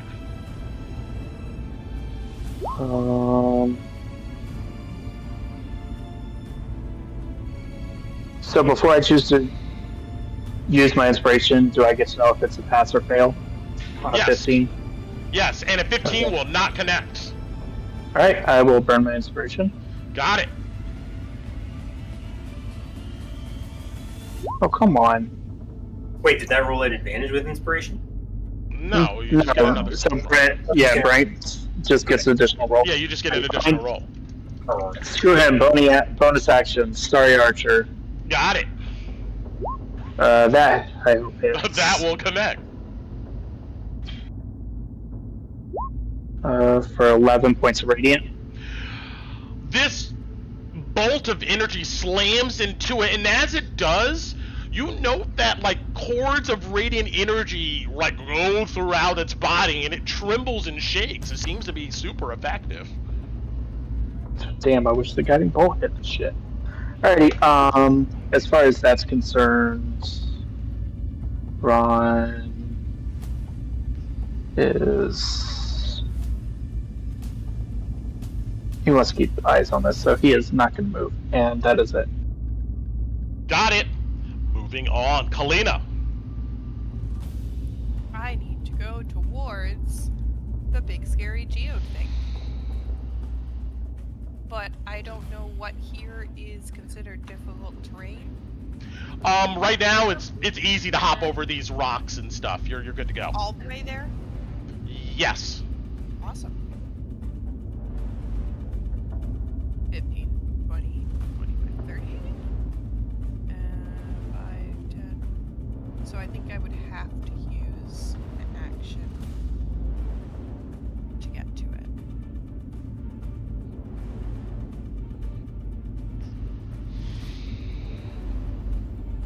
It's like enough to get here with movement. Can I do anything from there?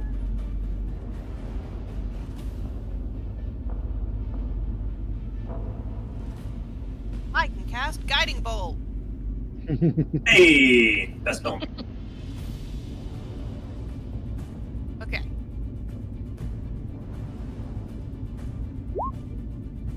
Ooh, good roll. That connects.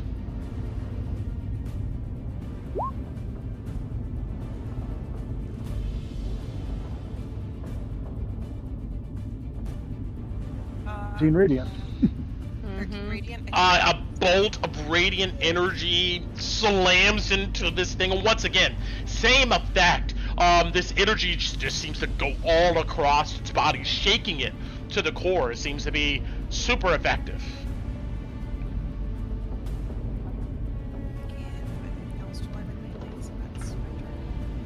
Next turn, I will do a lot. Hey, you blasted it, man. That's pretty good. Yeah, you see its body's like has these fissures in it, and there seems to be a radiant glow coming from these fissures.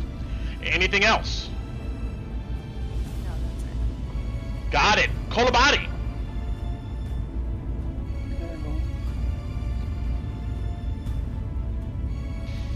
Let's see. I'm going to maintain my position where I am and send some more ghosts its way. First one is at advantage because of the for that guiding bolt. 21. That will connect. And the second one, 22. That will connect. Two We'll take- beams of energy just streak out. Oh my god. What? Connect them Yikes. both. Damn. 28 points of force damage that slams it into this thing. You see big chunks falling off of it, and you see this glow inside of it, like emanating, getting brighter. Anything else, Kolabadi? It's getting brighter. It's like, that can't be good. What? She's like shouting, that can't be good. Oh, It's getting okay. brighter.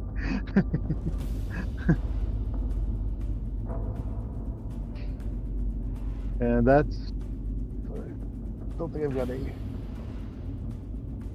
And that'll be my turn. Got it, Tinu. Does this thing look bloodied? Yeah, it looks like it's falling to pieces. Okay, it looks like it's gonna blow, so I'm not gonna hit it because I don't want it to blow up in Alice's face. I'm gonna move 30 feet here. Do I want to try stepping back into this mound? Yeah, I'm just gonna do it. And then I'm gonna dash 30 feet to the top. Oh no, it's difficult terrain. So Yes, once you hit the edge where did- the edge is right here. That's where the difficult terrain starts, like in these squares here. Oh, okay. So 5, 10 here, and then 5, 10. No, 5, 10, 15, 20, 25, 30 here. Right. When you come around this side, you see crouched against the edge of this crater is this hunchbacked bald guy that looks like this. Dr. Evil, why are you running? He sees you, you see him, he goes, "A potential ally, don't shoot. You're waking them up. How do we not wake them up? It's too late." Oh, well, I guess we better fight then. How many are there? He shakes his head like he doesn't know. Okay. As long as you don't run. And Tina goes back to looking at her sister. Got it. Alice. This thing looks like it's ready to go. Like, kaboom. Do I get that sense being right in its face? And also exploding with radiant energy when it's my choice to? Well, I will leave you to make a assumption. What you see is that there's like this core of vibrating energy that looks ready to wash upon you. You know.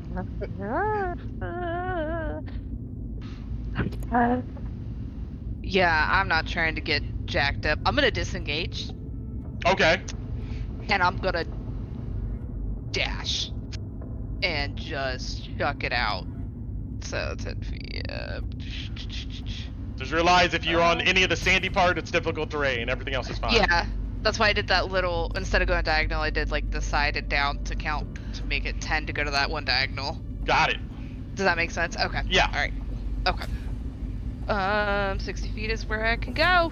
That's me. That's all I can do. Disengage and boom, boom. All right. Yeah. You immediately move away from this creature. Oswald here. Apparently, that's this guy's name. Seeing that you guys don't instantly attack him, he 10, 20, 25, 30.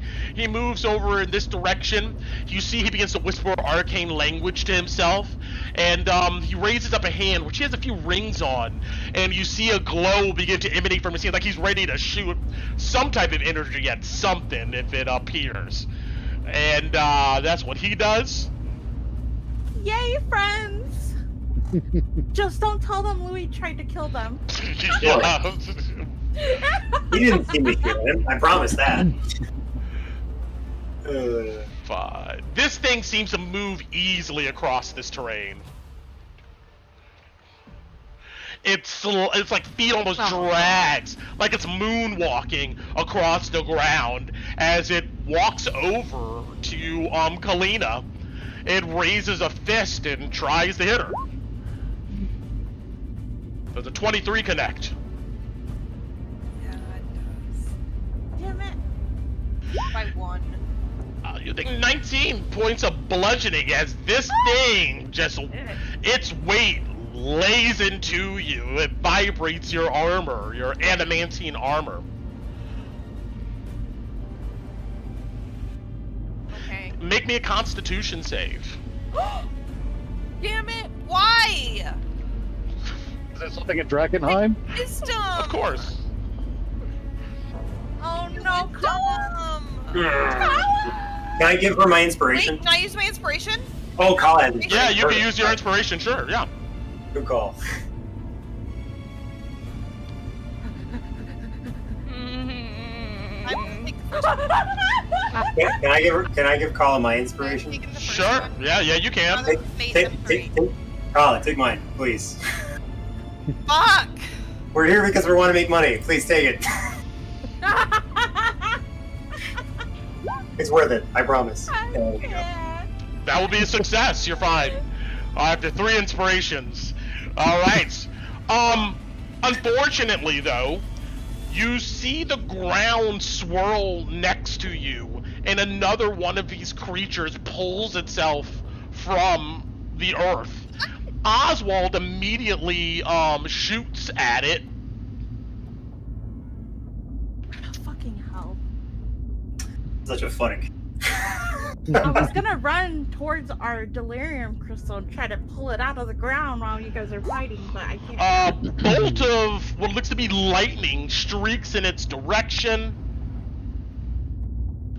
And with a 21 connects, and he does 17 points of lightning damage. Hey, good job.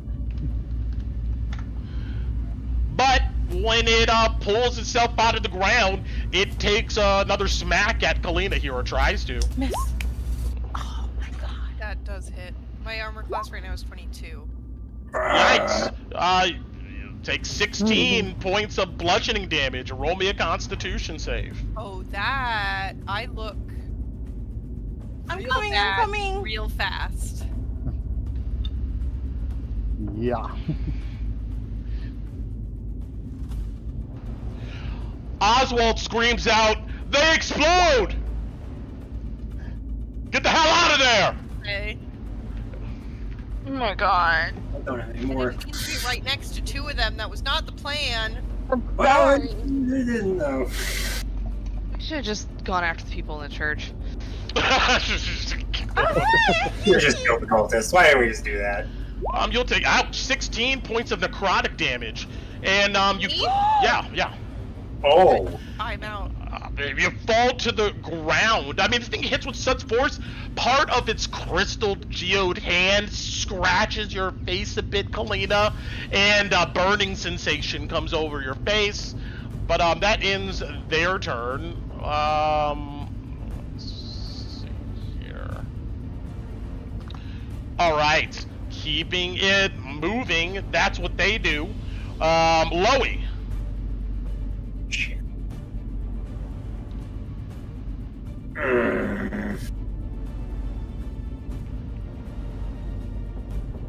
I'm gonna shoot the one that's not close to exploding. So I can see that one.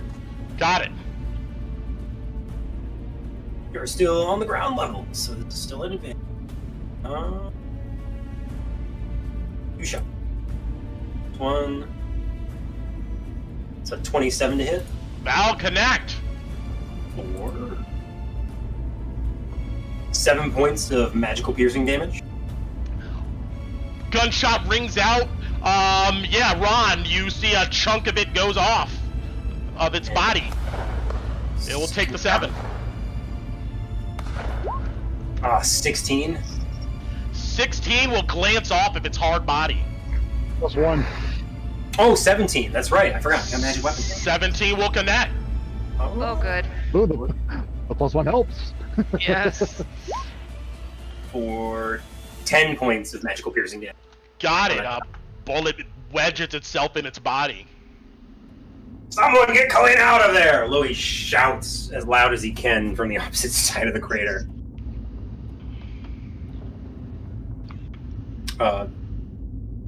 Actually, he looks down at you, Alice. Are you coming down there? Up to you. You see Alice is getting ready to run. Damn it. I'm gonna climb down from the building, Brent. Got it. You climb and leap down onto the ground, and you can finish your movement. Probably. I only got 5 more feet after. But oh, can you pull me off the building? Oh, 'Cause I'm sorry. stuck. Yeah. Yeah. Boink, right there. Perfect. I'll end my turn there. I'm done. That's it. All right. Meanwhile, Ron, you see, Kalina just gets smacked to the ground in front of you. Fine. Alrighty. We're gonna have some fun. I cast Wither and Bloom. I need both of them. So I'm doing it right. Yeah, draw me the radius. Right here. Okay. It's 10 feet from here, so it gets both the walking deliriums. Both of them got Yep. Constitution saving throw from both. DC is 8 plus 3 plus 4, 7, 15. DC is 15. Okay, let's see. Yes. And it's a con save, you said? Yes. Got DC it. 15 con save for both. The one to the south fails, and the one to they both fail. Alright, they will both take, which I don't know if that does anything, 6 necrotic damage. You see from the earth vines come out, wrap around the legs of these creatures, and begin to squeeze. And oh, I'm sorry. Yeah, reading the stat block, unfortunately, it seems to do nothing to them. That's fine, Queen. You get to roll a hit dice. Hey. You get to roll a hit dice plus 4 for your health. Oh my god. Wait, me? Yeah. Yes. Your name is Kalina. No, but it works even if I'm out? Does it? That's awesome. Doesn't. So D8 plus 4. Oh my god, I thought they were about to blow up and kill her. I was trying to get the bottom one to Not blow yet. up first, so she takes the fail and that gets healed. But I like yeah, that. yeah. The strats. so you two get 5 hit Wait, what am I points. Back up. rolling? I just rolled. You get 5 hit Oh, I points. forgot. That only says 1 though. Yeah, you get 5 hit points. So Okay. your base is My spell mod is 4. Oh, okay. Sorry. You're fine. Bonus action. I am going to Starry Archer, the bigger one, and yell at Kalina to get the fuck out of there. Got it. And that's bonus action. Sorry, I know I'm doing a lot. You're fine. You are fine. Thanks. 19 to hit. Hey. That will connect. 9 points of radiant. Once again, super effective. Fissures and cracks goes over this creature's body. And then Oh my god. 5, I'm so 10, stressed. 20, 25, 30. Move back 30 feet. Yeah, you shoot your Star Archer and begin to backpedal across the rubble. Anything else, Ron? Yep. Nope. Kalina, you are on the ground, staring up at these two massive creatures. You see, as soon as you come back alive, it's almost like they sense it. You see, they look at you on the ground. Cool. So,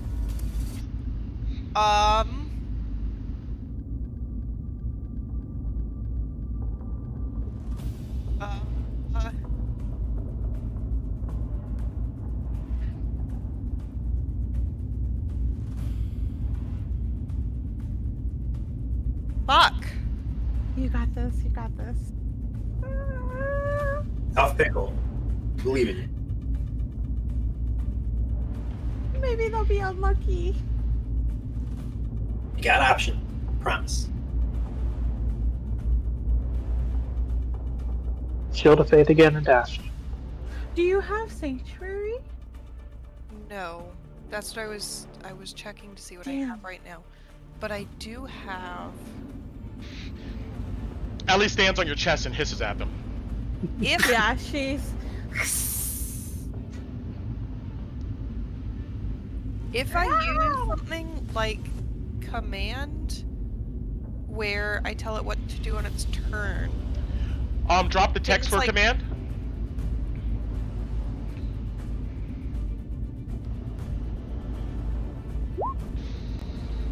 Oh, Oh, that didn't work. How Hit did the I? display in BTT? Thanks. So it says what to do during the action, but would it also get rid of its reactions? No. Unless. Well, let's see. Let me read it before I start talking. Approach, moves towards you, drops whatever, flee, moves away from the fastest means available. Target must succeed with some save on its next turn. It doesn't have to use its reaction if it doesn't want to, but it will use its reaction Yeah. if something is preventing it from doing what you say, like if So it has to. So, but that wouldn't. that wouldn't take away its reaction. So if I moved afterwards, it would still likely try to kill me. True. Yeah, but like for instance, if you did halt or on its action, it says here takes no action or bonus action. I see what you're saying. Because it doesn't say reaction, it says bonus. I will give it to you. I will give that to you. That if it's not going to do a bonus action, it probably wouldn't do a reaction. I would say in this instance, it probably wouldn't try to attack you on the go if you succeed with the spell. And I'm gonna attempt to cast command on both. Ooh, all right. You can do both of them? If High level spell slot. Oh, okay, alright, you upcast this. It's a wisdom 15. Wisdom 15. Okay. Come on. The one directly to the north of you will pass no! it. The one to the south Fuck! will fail it. Okay, so the one to the south then has to halt. Mm-hmm. And then I was gonna scramble away, but I guess that means that the top one's still going to try and hit me. Probably, yeah. Okay. Well, There is an option. Oh, it's a weird one. It says one of us always tells the truth and the other tells a lie. No, I'm just- I don't. Do I have an option? Yeah, you could. If the bottom one failed, you could circle around the top one and get away from the bottom one that's about to explode if you want. You just don't leave the reach of the top guy, but you're still in melee. But then I'm still in melee. Yeah, you can remove yourself from this guy's threat range, but be stuck Right, around this guy. but- Yeah. I mean, I can get closer to my sister. You, Get away from the one that's If I blowing go up. around and get away from the one that's blowing up. or you risk the opportunity attack. Up to you, man. I don't know. Tough. I can't survive an opportunity attack if it hits. So I think that's fair. I may as well stay and hope for the best. Because I can't survive an opportunity attack. Got it. You clamber up to your feet, taking 15 feet of movement. 510 didn't move or scramble around the back into this creature. Kolabadi, what are you doing? Here.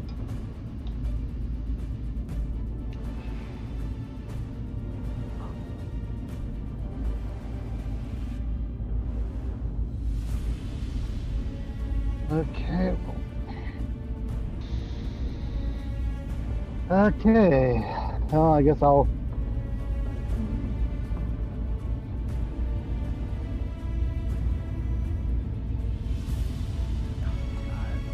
What to my bait and switch? Mhm. Ah, Why am I not playing a Battle Master right now? I know. Well, the one that's currently next to Kalina, I guess I'll launch a couple more ghosts at. Got it. Here. That will miss. Unfortunately. That will That connect. will hit. For 7 force damage. A beam strikes into its back as it's tracking Kalina, and it will eat the 7. Anything else? Double checking here. Oh, yes, I think you can. On this one. Because it's large.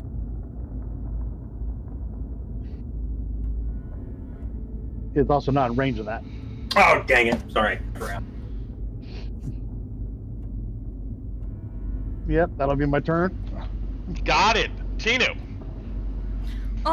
Okay, so if I move here, so let's say I move here, right?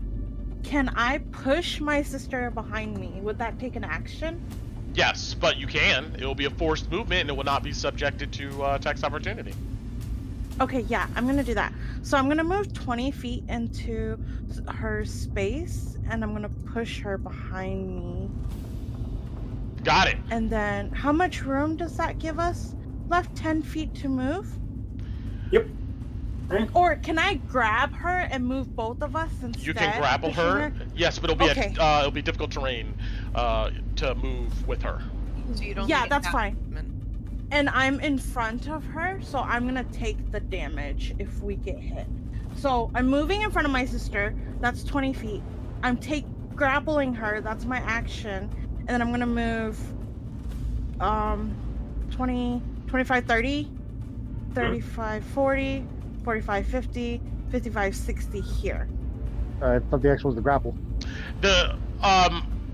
Oh yeah, I can't dash. Yeah, you can't You're right. dash. Yeah, you the most you can move is 5 feet back. Rogue Yeah, no, anymore. I know, I'm in rogue brain. I'm sorry.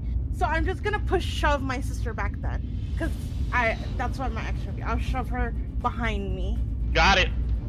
And then that was movement, action, bonus action. Do I have any good bonus actions? I think I'm just gonna healing word you, cause that's all I have. That's I'm okay. sorry, you guys. Bonus actions. You're kicking butt. Yeah, I'm gonna healing word you at first level. Oh, 8.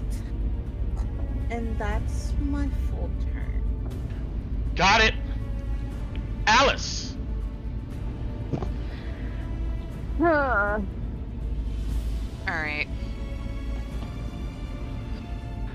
Sorry, I have a few ideas. Let me see here. What's the range for throwing holy water? In the PHP, I think, what is it, like 2060 or something? Okay, alright, that's what I was thinking too. Yep, 2060. Okay, thank you for confirming. So if I get there... Fuck, it's just out of range. Alright, so we're not doing that. Yeah, alright, I'm gonna bonus action dash and start running up towards it to get 60 feet close enough to it. And that movement doesn't have any difficult terrain, right? Yes, as long as you're not in the sand area, you're good. Okay. And I'm going to take a dodge action and have my immovable rod out. Got it. Oswald here runs forward, he jumps off of a rock, and then you see he vanishes and he reappears behind Kalina as a bonus action.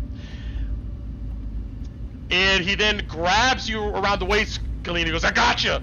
And he then spends the rest of his movement 10. I want you to Do shit. 20. He can do shit. Sure. Oh, Ellie goes with Kala.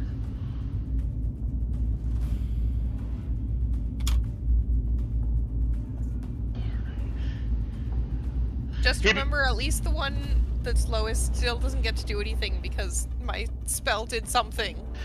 I was helpful. I mean, even though this guy is short, he is stocky. He begins grunting and like he begins dragging you back away. And that's what he does on his turn. Tinu yells at him. This guy right in front of you, Tinu, yeah, he raises up his fist. Let's go. Come on, miss me, please, gods. You. No. Oh, These guys hit like a truck, unfortunately. I know. Fist comes down for 18 points of bludgeoning. Of course it's green. Of course it's green. Roll me a Constitution save. Come on, Tinu. Oh, fuck. I Oh. might be down. Thanks. You'll take 10 points of necrotic. I'm good. Okay. Okay. You feel burning It was really sensation on bloody, your though. skin. All right, keeping it moving here. Loey. All right, I'm gonna move to here as close as I can. I'm gonna level whisper at this southern golem. You are alone, so I still have it against you. And I'm gonna let off a shot. Hope he explodes. He's not threatening my friends. God, I hope this doesn't hurt Addie. All right. 17 to hit.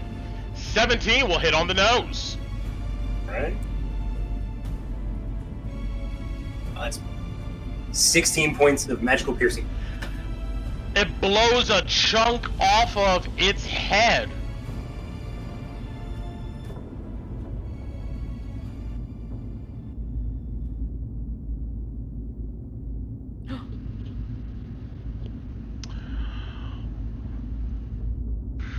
Alright, well, it's not gonna be good.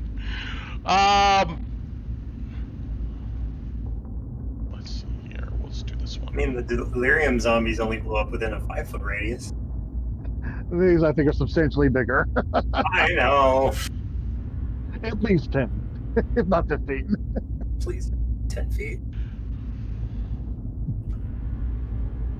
Oh shit, guys.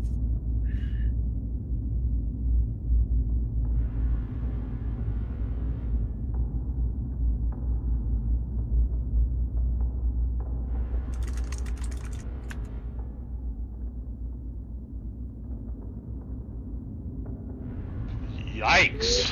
Alright. No, that's not good, Brad. Don't say that.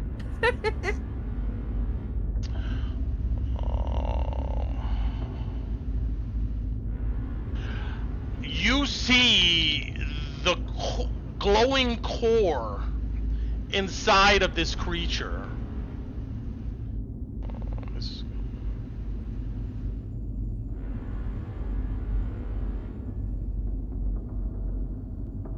Okay, well. It glows bright like a star, then gets dim, and then in a blinding flash. No, I need something better. Yes, there we go. You guys feel a heat wave as an explosion ripples out, tearing up dirt, dust, debris in all directions for 30 feet. What? Oh shit! No, it's the lower one. I shot the It's lower this one. Oh, sorry. This guy. There we go. Might not. That's huge. It explodes, and you see shockwaves through the air ripple out. I need Alice, Tinu, and our other guy here to roll me Constitution saves. Oh, why is it a Not- con save? not That's that it. Drakkenheim is a con save. It's a god save, as this noxious haze and contamination echoes out in all directions. Wait, I does am. that- yeah. Man, it's landed on. I'm using my inspiration. Got Wait, it. What about your mask? Are you wearing that? No, I'm not wearing my mask. No. Because I can't see with the mask on. That makes sense. Oh, I'll take the 22. Oh yes, 20 for Tinu. What about the other golem? Does it take damage? We're about to see. Wow. No, Louis, we don't want him to blow up too. As is fair. Yeah. Well, I don't know. Is it 9 the damage, damage is immune half. to? this wave of like noxious energy explodes outward. It makes you cough and gag and reel. But both of you make the save. You don't take any damage, but other things happen. Our other golem, on the other hand, though, he's about to take a whopping 39 points. Oh, my lord. Let's see here. If it's Please don't necrotic, blow it up. doesn't Oh, matter. it doesn't matter. He's good to go. And Oh, thank God. Thank yeah, it just God. washes over him. But yeah. Also, what happens is in the wake of this wave of energy. Let's see here. Here we go.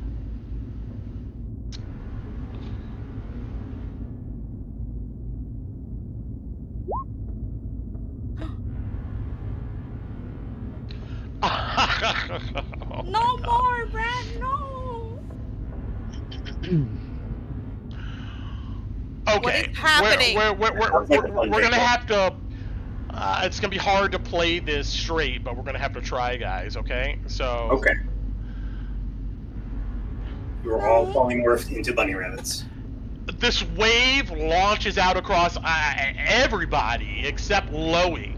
And Loey, you see literally everyone vanish before your eyes. What? Wait, as in like disappears or like a fog? Literally like disappears. Everybody here is under the effect of the invisibility spell. Including the creatures. Well, at least one's dead. Yeah, this guy's gone. What? What the hell?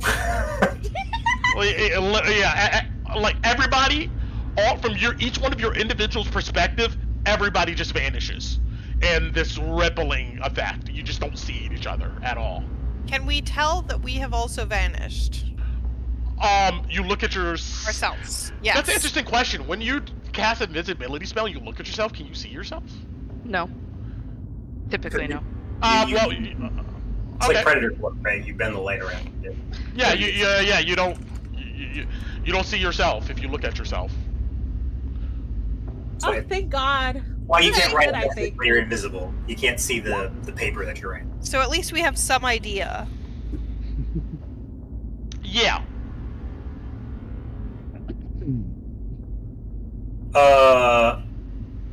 Can I make a check? I don't know what it would. You hear voices, I guess, and like movement in that direct, but you just don't see anybody. Adi, where did you go? Louis would. Actually, no, he can't move. That's the end of his turn. Oh, Yeah, I have that. Yeah.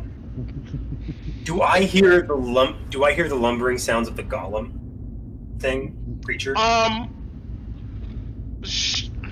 Kind of, yeah, but it's excuse me. It's mixed in with the ambient noise of combat. I don't think you would be able to pinpoint it, but you can kind of hear it over there in that direction. Yeah. Okay. Then I won't. I was wondering if I knew enough to be able to shoot at it, but it sounds like I don't. So I'll. You're effectively blinded from it, I would say. Yeah. Okay. Then I don't. If I don't know where it is, like I don't know what square it's in. Well, hasn't had a chance to move. It's still your turn. It's still your turn. Yeah. Everybody just vanished. Can I shoot the space where I've got one more shot? Oh, can I shoot the space where it is? Sure. All right. It'll be a disadvantage. Try. I think it's within 5 feet of Tinu, so I don't have it.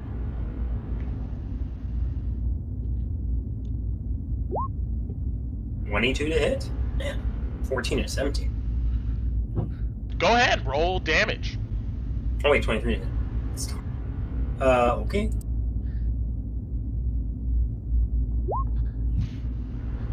That'd be 7 points of magical piercing. Got it. Ron!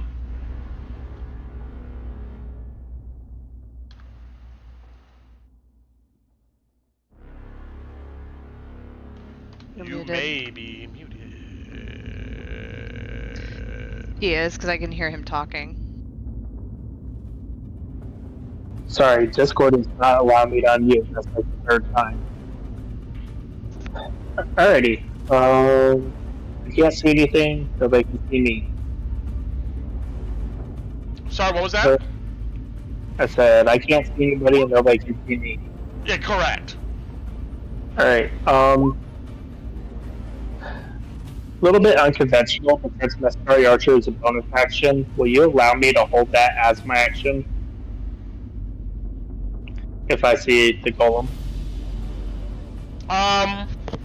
Sure. Cool. Then I'm gonna get a better vantage point and wait to see if it reappears.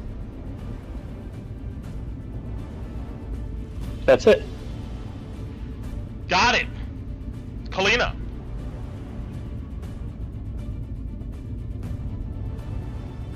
I was gonna do something, but I can't see anybody.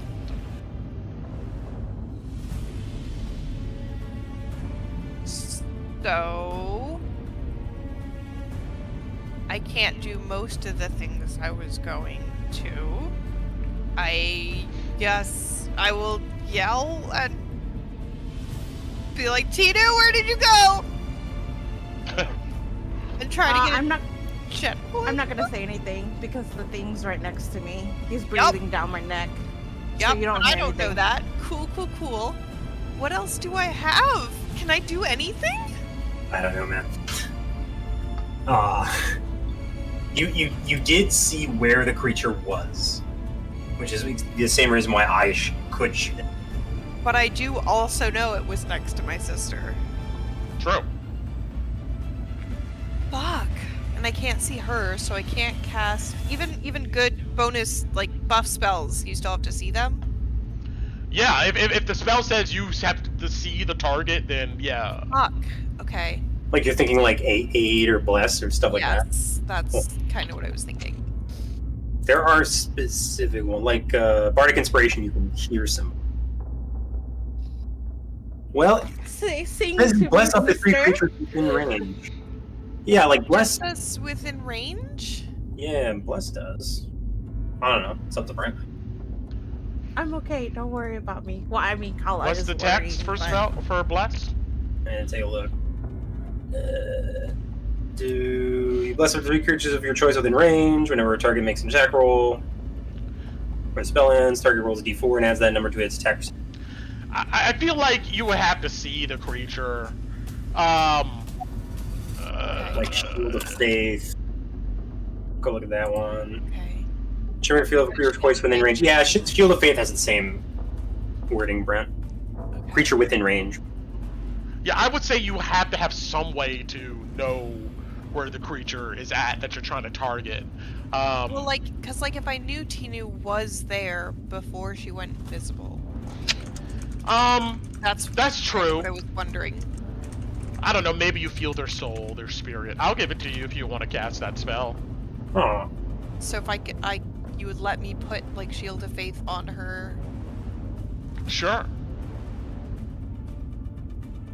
Okay, I'll do that. Like, yeah, if it's the same kind of text as blessed here, then I'll give it to you. It just says surrounds a creature of your choice within range. Mm-hmm. I would say that you've assumed that she hasn't moved from her current position, and you can target that position in range, and it would affect her. Now, if she moved to a different spot, I would say you could target that spot, but it'll have no effect, because she wouldn't be there, But yeah, go for it. Bonus action. I'll do that then. When you do, Loey, and everybody else, you see Kalina come back into existence, invisibility. Oh.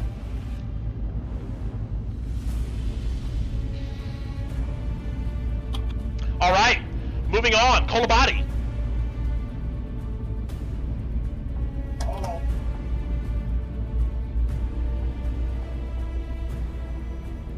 Let's see here.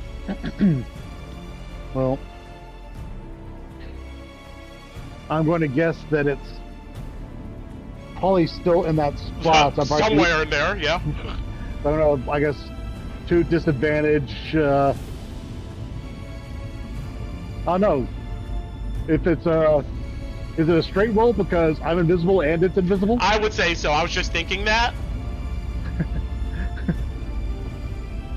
Okay, then 2 ghosts heading to that spot.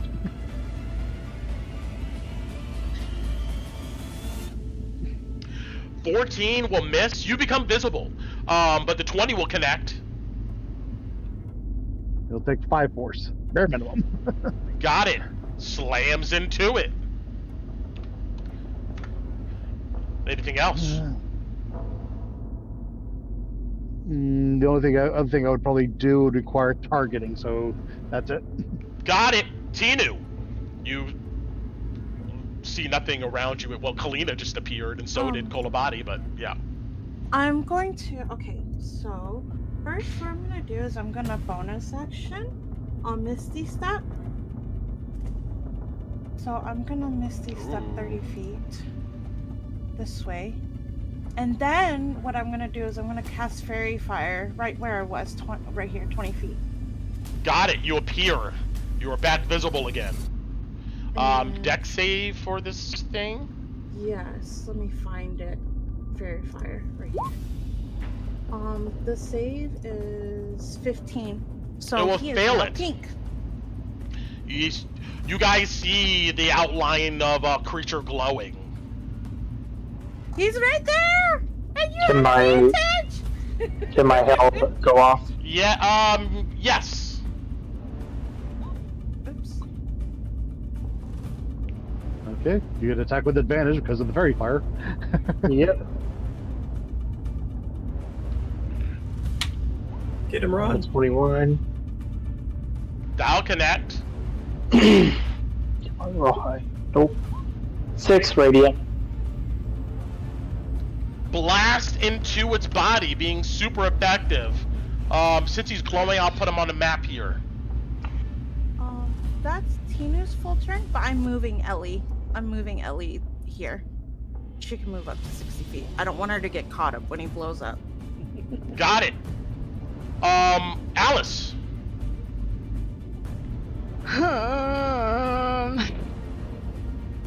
Yeah, fuck it.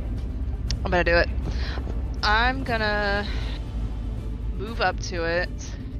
Man, I charted another cart. I had another way. Can I walk over this thing, or is that just Yeah, you can.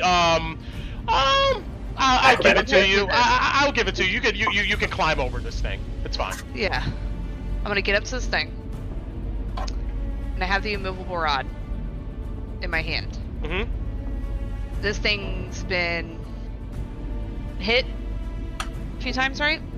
Yes. Okay. What I would like to do is hit it with the immovable rod as I click it to keep it in place. I'm trying to get it like in like its little like if there's a hole in its body.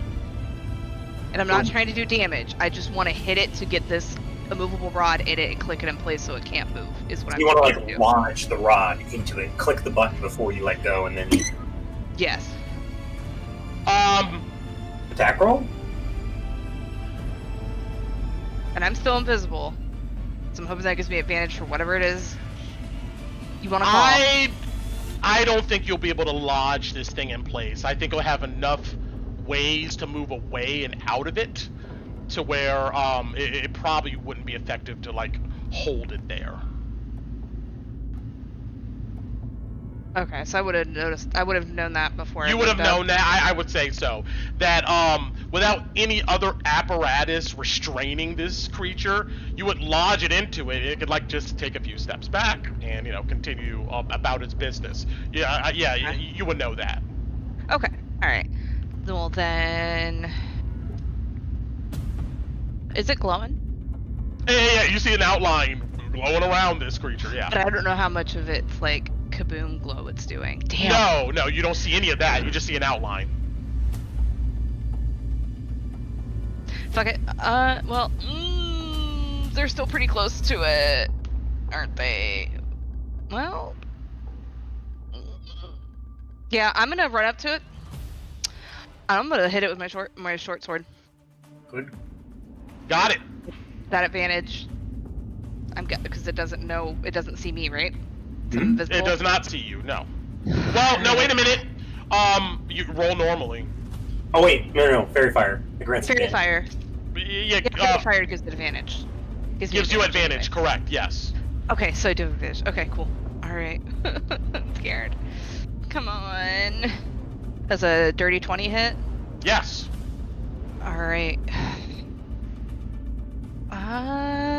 For 21 damage with a magical short sword. Cool. You cleave into it, raking away. You see your blade connects with something, and like rocks and whatnot pile out from its body. It will take the 21 of the magical damage. All right, fantastic. And then I'm gonna fucking run. I'm gone. I am running. You're disengaging as a bonus action? I don't have to as a swashbuckler. That's...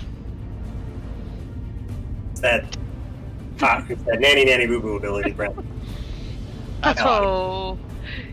It's probably gonna catch up to me, but that's what Alice does. She's gonna at least try to get one. So she runs up to it and just like slams her sword against the side, hopefully cutting off a few crystals that go floo in the glitter and runs off. Oh, Addie, you're alive! Got it. Oswald steps forward here and sends another arc of lightning in its direction. Unfortunately, he misses. Oh, he gets advantage. He has advantage. Let's see. He will connect. Yes! And oh my god, he does you see cords of lightning wrap around this creature.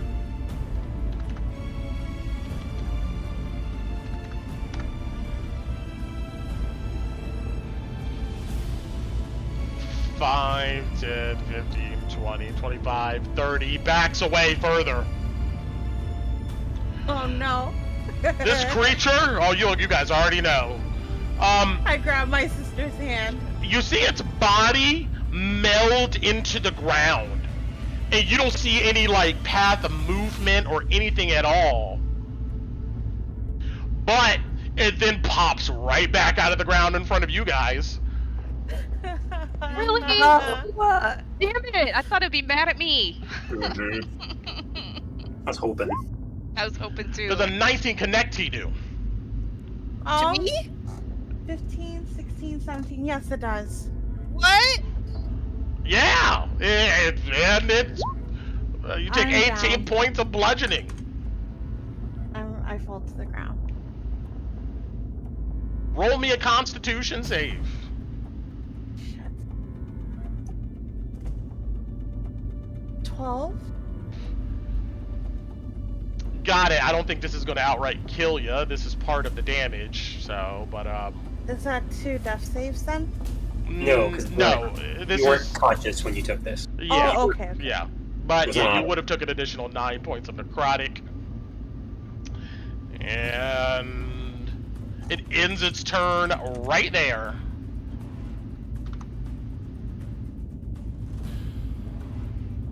Dude, we can't get away from this thing.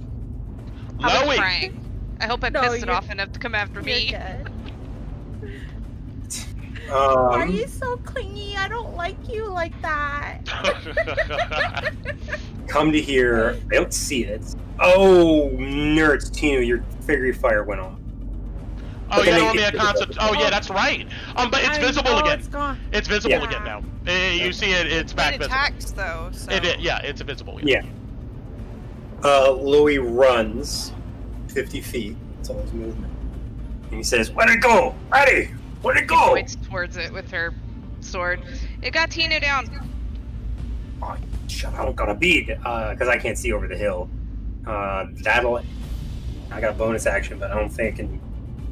Yeah, I'm not that cool yet. You guys see, like, this thing is fragmented and busted. There is a core of light emanating from its chest. If it explodes though, it'll kill Tinu. I can't see it. I'm done. That's my turn. Got it. Run! It's getting Killing dangerous. Saul. I know. Killing me. It's not what I expected to have to do. Alrighty. For time's sake, Wither and Bloom, Tinu, you get to roll a dice. +4. If you open your eyes, Is you're it- back alive. Is it a hit die or what is it? Yes, it's a hit die. Oh, okay. Unless you choose not to, No. and you want to I stay will. down, then, that's up to you. I'll Oh, waste a it's a second one. slot, so you get 5. Yeah, it's a 1. 5. Okay, thank you. Alright, cool.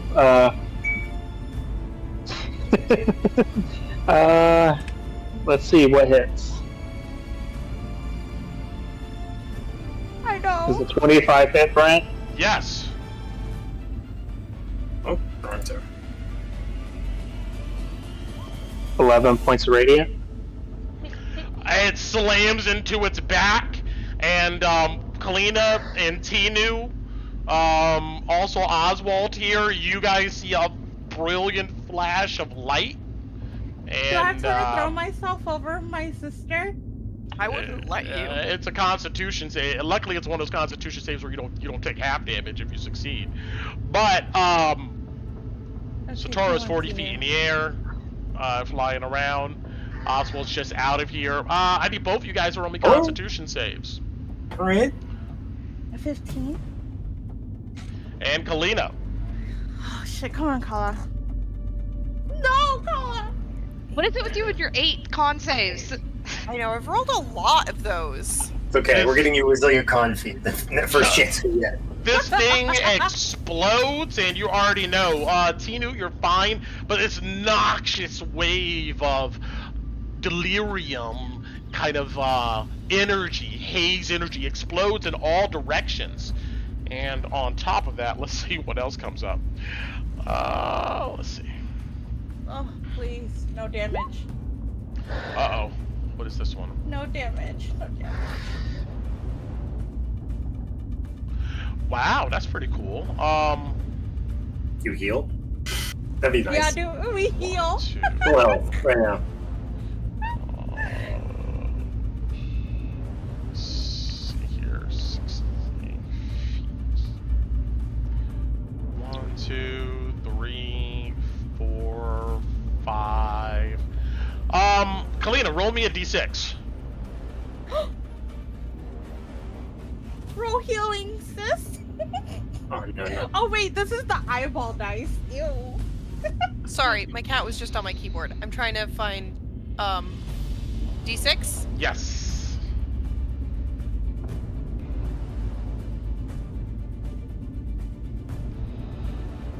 Well, you guys see a blurring effect kind of go over Oswald here, and he seems to be moving with supernatural speed as he's under the effect of haste.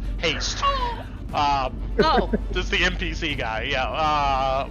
Oh man. But, unfortunately, let's see here. Kalina, you're gonna take 34 points of, necrotic damage. Yes.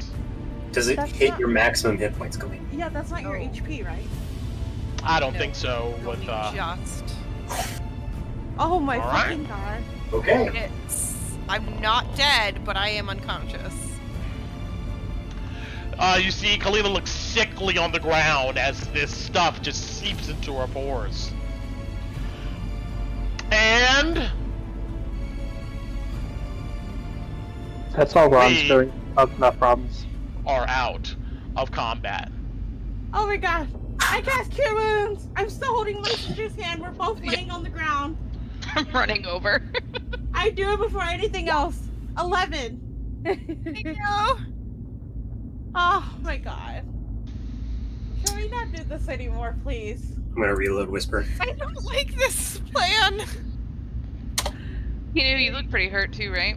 Yeah, Tina's Yeah. gonna be pretty low. Tinu's at 5, but we're literally both laying on have- the ground. I have mass healing word, depending on how everyone's looking. I think you two were the only ones who took damage. Yeah. I think it Maybe was we should mostly clear just us. Alice will run up as Tinu's healing Kalita. She'll run up and place her hands on Tinu's shoulders, and I'll use my healing hands, and you'll get 5 hit points.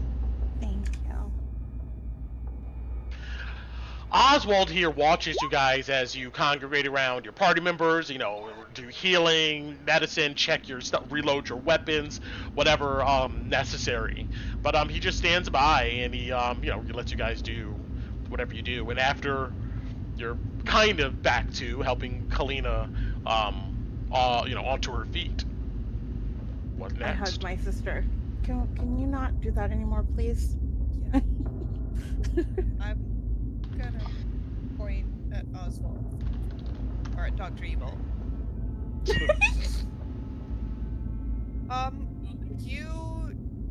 Thank you. Thank you. Thank you for saving my sister. He gives Wait. you guys a curt nod. You don't look like Queen's men. No.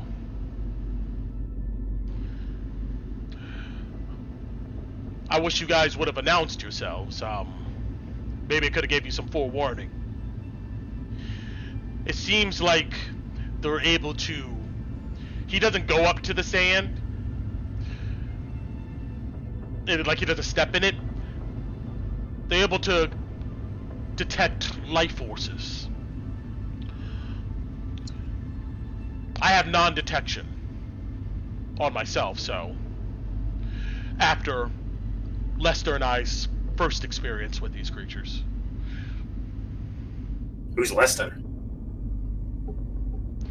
You see, he looks annoyed, not at you, but of like a situation. At Lester.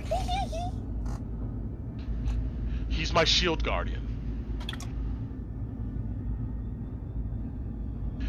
You see, he walks up the edge. We were doing surveys of the area, and then when we came here to investigate, that delirium crystal over there, he says, standing at the top of the mound, that's when they attacked. He fought off one of them and fell into this pit. And it's pretty deep. Looks like maybe 150 feet or so. Lester! You see, he screams down. And you guys hear like a tinny, muffled voice. And I'll remove the lighting now that it really doesn't matter. Should you be walking on that hill? I mean, you said that... He said he doesn't have detection. Oh! He has like a spell that keeps it off him. Oh, a spell. Oh, okay. Right. Or I don't know what he does. You see, he comes down to where the rubble's at, and he looks at you guys, and he goes, look. You see, he points, and you note that the rubble's shaking on the ground, and little small bits and pieces seem to be coming back onto each other. He goes, I'm not sure how long it will take. Do you have lots of rope? Maybe we could take the moment to go ahead and... Thank you. Why? To get his I need to get... out. Is in the pit. I need to get my shield guardian. That's why. I automatically give him anything I have and whatever he wants. Because Yeah, he saved my sister. We gotta work quick. You see, he grabs your rope. He has his own rope, but looks like he didn't bring more. Here, it's the end of this, That's and 3 people Al will in that set up the immovable rod and tie her rope to it, and then give him the end of her rope. He can use that to climb out. He nods. And you talking with Lester here, you guys surmise the following of this situation. So, with 300 feet of rope, you guys probably can make a makeshift harness. And if anybody comes up and looks into the crater with him, deep in the bottom, it's dark, but you can see this massive construct standing there looking up with glowing eyes. Kind of looks like this. Iron Giant? I know, right? Pretty much. Lester! We need to buy one of those when we can afford it. Whoa! I want one! Oh my gosh. It's just Cool. like metal plated. You know, it looks like it's seen some weathering and erosion. If you have enough dark vision, you know in his hand, it looks like he has a backpack, and looks pretty roughed up. But anyway, you guys know we're like 300 feet of rope. You probably could work together to make a harness and have Lester secure it to himself and pull him up. So, how much rope do you guys got? I know I've got 50. I've got I've got 50. I've got 50. I've got 50. So 300. So that's we have 6. a lot. Got it. All right. You guys tie the ropes together.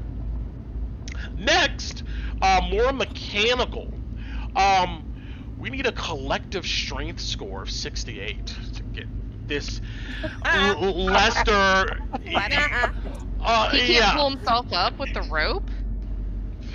he's been trying to climb out for a minute. The sides are too soft. He needs our Well, assistance. no, but if we use the immovable rod It's plus our attached. help, and it's Yeah. got a rope on it now, right? He Yeah. goes, that's a good point. Long You as the guys rope will- take the immovable rod and you use that as an anchor. I would say that with that as an anchor, it'll take 58 collective strength score of you guys. It can hold up to 800, Athletics? 8,000 pounds. Okay. It's more But like it's more of hauling him Yeah. out instead of just hanging there, you know. It's like what we could do is we could like slowly loop the rope back over the immovable rod as we leverage him out. So like we loop it over the immovable rod so Oh, it doesn't like go anywhere. tug it and then loop it, and then Yeah. tug it and then loop it. Loop it. Yeah. Yeah. So he's Okay. slowly being lifted out. Pulley Right. system would technically make it easier to pull him as well. Yeah, if we had a block and tackle, we could easily get him out. you see Oswald I goes, have that. You have I'm block not and tackle. Yes, I have block and tackle. Okay, Brent, she's got a pulley system. That would make it way Are- faster. carrying way with you? easier. Yeah. Hilarious. We found it when we were going after the rats, remember? excellent. You guys are Sure. using Hey! resources you found.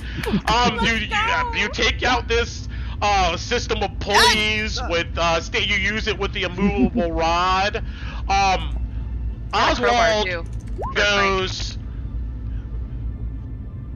I'm not sure how long we have. Looking at the pile of rubble collecting itself slowly but surely. Alright.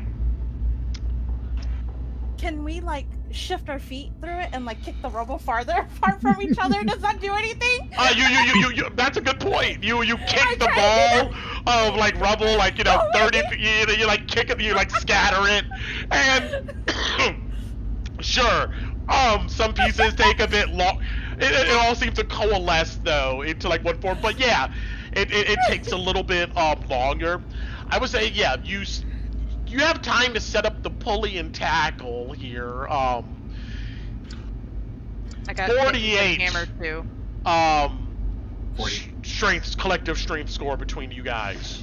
Well, I've But got you guys look and see you don't got much time left. I'm So while sorry. she's setting that up, can I cure wounds myself? I'm gonna pull out one of my cure wounds scrolls. I'm assuming you're kicking in, you know, the Oh yeah, okay, yeah. pizza, you I'm know, doing that. you're Yeah, throwing I it. forgot. Sorry. And when you throw like the mass of it, it like almost comes back to you, like it I like keep throwing it it. rolls on the ground. You know, it's whatever. It's magical. So what's you guys' collective strength score here? Let's yeah, Lester is, I'm sorry, Oswald is definitely willing to help. He has a 9 though. Oh, Hard. no, okay. It's a strong mage. Pretty 10 for Ron. 12 for low. Nice. I'm an 8. So hold on, let me. For what? Well, say, I'll wait till you Strength call me, Brent. score. Strength score. Yeah. So Thank how about all of you Tori's just helping, right? post? No, Tori's not here. But just post your strength score in the chat. That'll be easier for me to just go ahead and do the math here. Oh, mine rolled. I didn't mean to roll it. Well, it looks like you've got a 16, so. Okay. Roll it, cool down, low it. Got it. So 9 plus 10. I think we're good. Plus 10 plus 8 plus. Wait, I see 14 and 8. What? Oh, that's passive 14 is my passive Got it. perception. It's Okay. 8. Plus, okay, hold on. 9 plus 10 plus 10 plus 8 plus 12 plus 8 plus 16. Kalina with the muscles. That's 64. You guys almost could have did it without any of it. Yay! I'm strong. Together with the pulley system and the movable rod, you guys, you know, Oswald's leading on 3. Heave! And all of you guys, with your strength, begin to pull up this. This thing is heavy, even with the pulley system and the movable rod. Easily, maybe 1,000 pounds or so. As you guys pull and pull and pull. At some point, though, while you guys are pulling this stuff,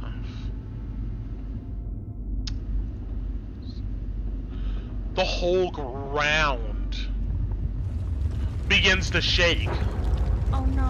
under you guys' feet. You're able to keep the grip and stuff, but it's a ominous sign. You pull, and then you see this massive hunk of machinery appear at the edge and clamber its way out. Oswald drops the rope and sighs with relief. Lester, away from that thing down here. Yeah, and click the rod, start grabbing the ropes. Yeah, I start grabbing rope. Yeah. You guys have seen maybe a third of this creature. A fourth of these creatures have collected itself. Hurry! Oswald How long has it been? Huh? How long has it been? It has been. That's what I was just getting to here. Oh, sorry. No, you're fine. Hold on.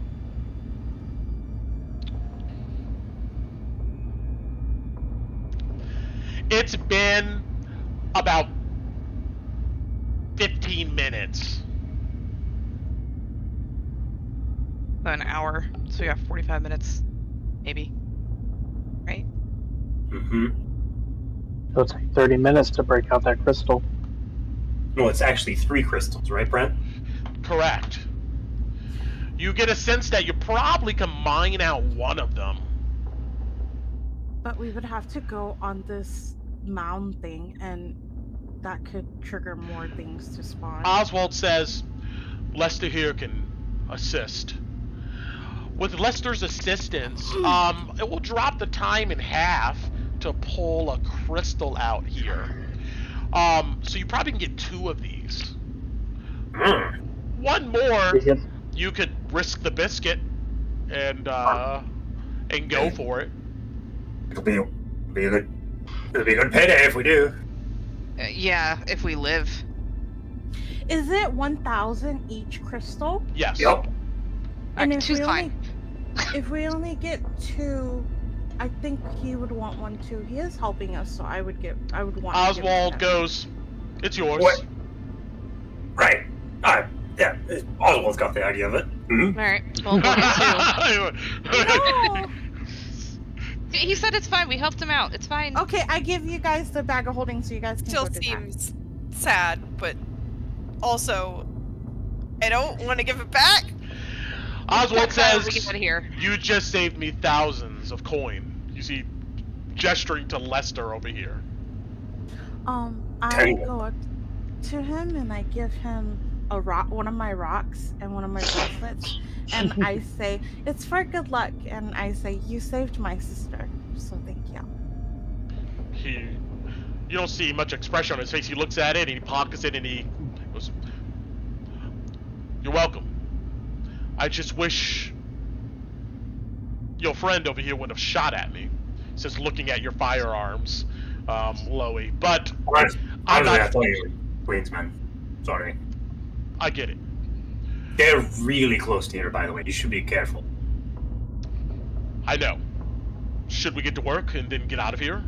Yeah, let's get the other. Let's take the third one, right, guys? Looks at the others, hopefully. I give him everybody's name. I'm Tinu, that's Kala, Alice, Ron, da. Since we know your names.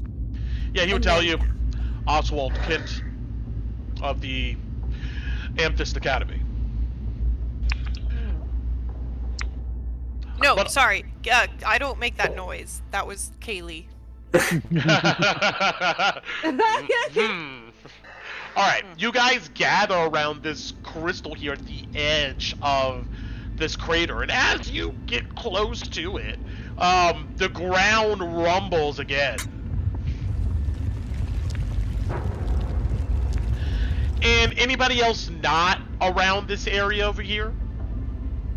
I mean, nobody else is interested in the Well, crystal. whoever has the kit that's gonna do it needs to help I Lester. gave it to Is this Alice. is this strength based or dexterity based? So it's essentially understood that you're just using this mining kit and spending the time in order to dredge out these crystals. It's not necessarily like a certain skill set based to this here. Do all of us need to do it to get the 2 out in that safe time? Yeah. Or so all of us need to be helping? Everybody who can, all of you should be there in case something happens. Yeah, all of you should need to participate. I guess I'll tie some ropes to some of the people near the edge just in case the ground doesn't crumble beneath them. Okay. We can tie that to the movable rod too. Yeah. Good thought, because the ground rumbles and a few times while you're standing there, and some of you slip and grab the rope and able to go ahead and pull them back towards the edge. Lester here, with his massive hands, puts a lot of his strength into lifting the crystal out after you guys are able to kind of hammer at its base that's melded into the bedrock. And just in enough time, you're able to get 2 of these large crystals out. You're wearing the gloves. Whoever wants to hold these crystals. We'd probably put them in the box and then the bag of holding. Put them in the box of the bag. The box, they don't fit in it, but they fit in the bag of holding, of course. Oh, okay. I thought it was the chest. Yeah. Is it a large, regular-sized chest? Yeah, it weighs 30 pounds. Yeah, it's a 30-pound chest. Okay, yeah, they'll go ahead and fit in the chest. How big is that chest? But I'll worry about that later. Based on its size, it looks like it's like 2 by 2 by 3. Okay. 2. Because it says it holds like 12 cubic feet, which is 2 by 2 by 3. Okay. You guys leave. You see these pieces form back together and then meld back into this dune of sand and stuff. Do you guys try to go for the 3rd or no? Are they like getting up over here, or are they closer to us? You see the pieces come together and coalesce into a large kind of geode rock, and then that rock itself kind of molds back into just the sand mound. Oh, so they can pop up wherever they want. True. Yeah. I'm good with 2. Okay. I have 10 HP. Let's go. We still gotta get home. My recommendation is to find a safe spot to rest up. Well, we go back to this scar until there's rest. We probably don't want to go back to the scar yet. Let's rest up before we hit back. You got a sense that they're probably not gonna let you rest at the scar. We can go see my boyfriend. No, I'm just kidding. The only other place we can go is north. Do you all want to go to a bar? We do not need you. We really want to walk into Buckledome Row? No, I don't. Why don't we just use one of these abandoned buildings? That's also it's kind of a building. Oswald, do you have a safe place around here? No. Or where are you headed? Can we follow you? Well, I was wondering if you want to camp, so while we lick our wounds for an hour. I mean, we can find camp around here, but my job was here in the ruins until recently. I don't have a place I'm staying. Do you want to stay with us? Oh, wait. I need to stop doing that. I gotta ask everybody first. I appreciate the offer, but no, I'm fine. But you don't want to bunk down with us for an hour before we separate? I could do that. I need that. I'm expended of a lot of resources myself. Yeah. Alright, well, the building that hold us all... Yeah, that southeastern one's pretty empty. We can go there. The window's broken? Aye, that one. Long as we're off of this mound, we should be fine. Oh, good. Sure, how far? Yeah, over here. I was in it before. Alright. You guys, go to this building? Or... Yep. Gotcha. You guys all mosey on, and I'm just gonna go ahead and drag everybody here. Make it easier. Lester stomps his way into this area. It's big enough for Lester to fit in. There's no roof. And you guys see, let's see here. So in this spot,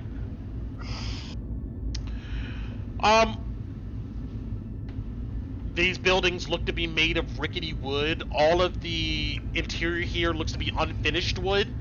You see tossed old chairs and refuse. Spray painted on the back wall is a stencil that says the number 2, then PEFRC. Towards the south wall, there's stairs that lead down to some small cellar, but you can see a cloud of haze down there.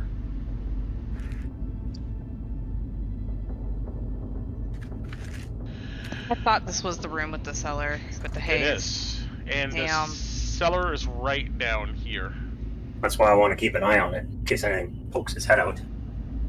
Oswald, backpack. You see that silently hands over.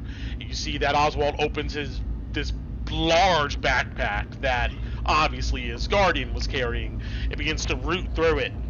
You see he takes out some select items, looks at it, and he seems to be satisfied with the condition of the items inside, and ties up his bag, and then sighs and kind of sits on the floor. You know, that used to be a pool, not a mound of dirt. You know what happened to it? No, I found it just today. A couple of weeks ago, it was full of sludge that decided to eat a couple of Queensmen. It looked bored, like something very powerful from below came up. I'm not sure what that can be.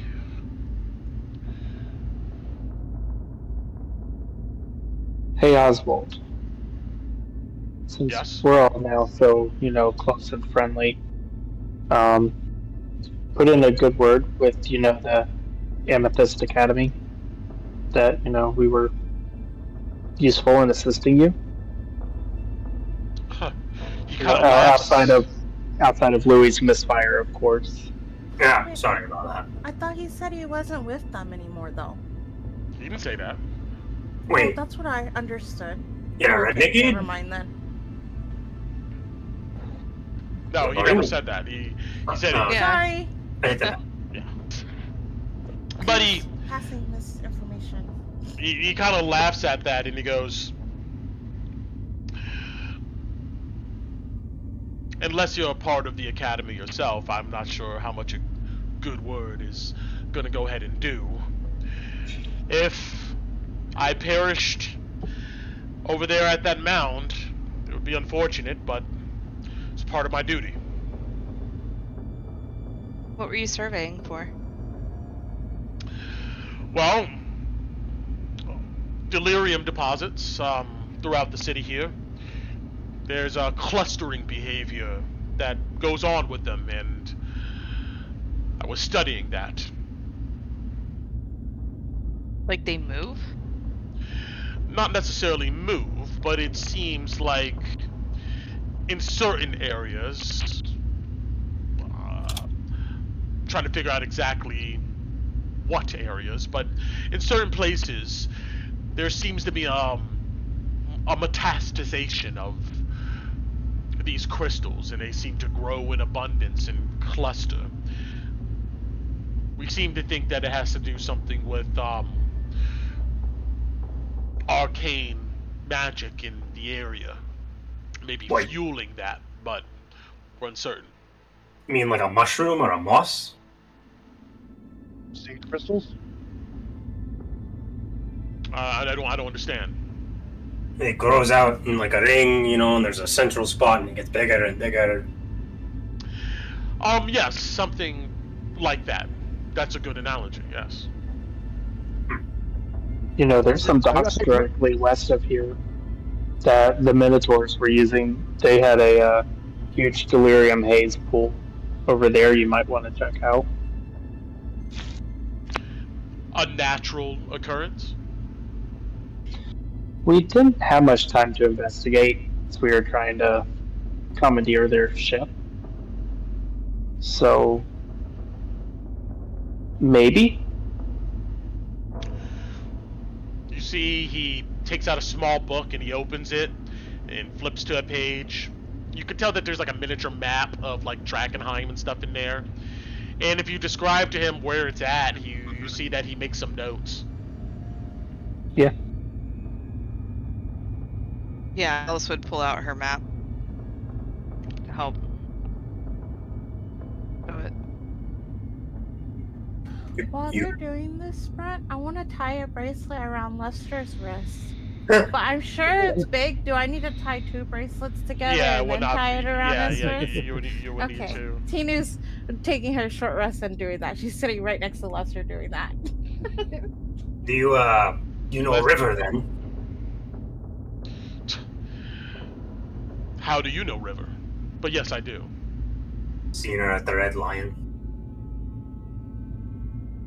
Put out contracts to folks.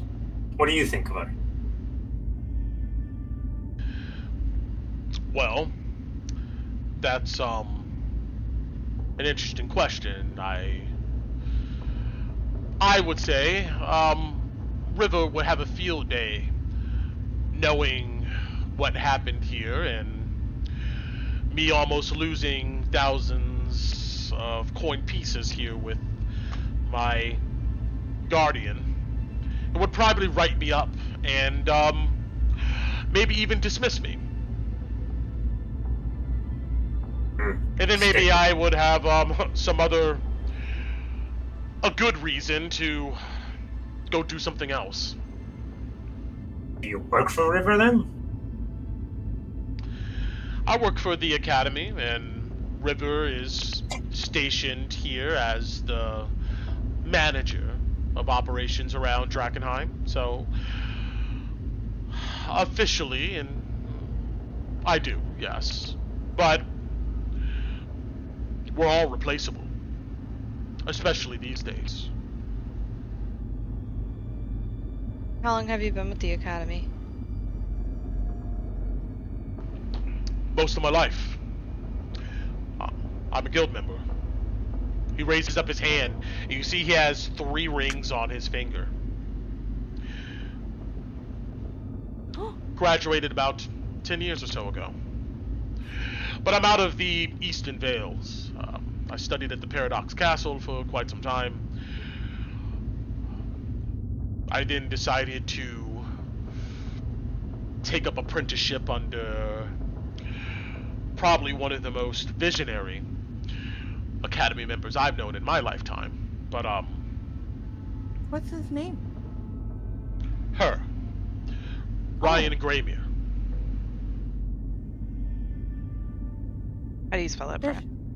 Ryan, spelled typical, R-Y-A-N, and Graymere, G-R-E-Y-M-E-R-E. Thank you. Does she have a black carriage with whatever symbol that Tinu...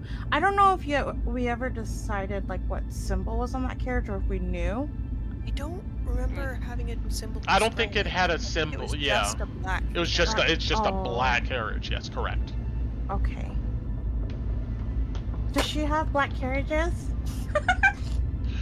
Good question.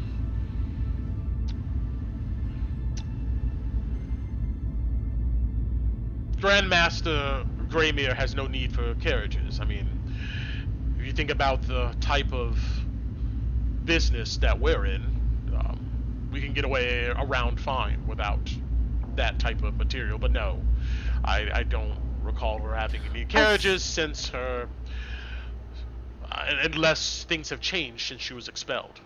So, assuming if you are a sorcerer or wizard and you did have a carriage, why would you have carriages? Like, what would be the use of them?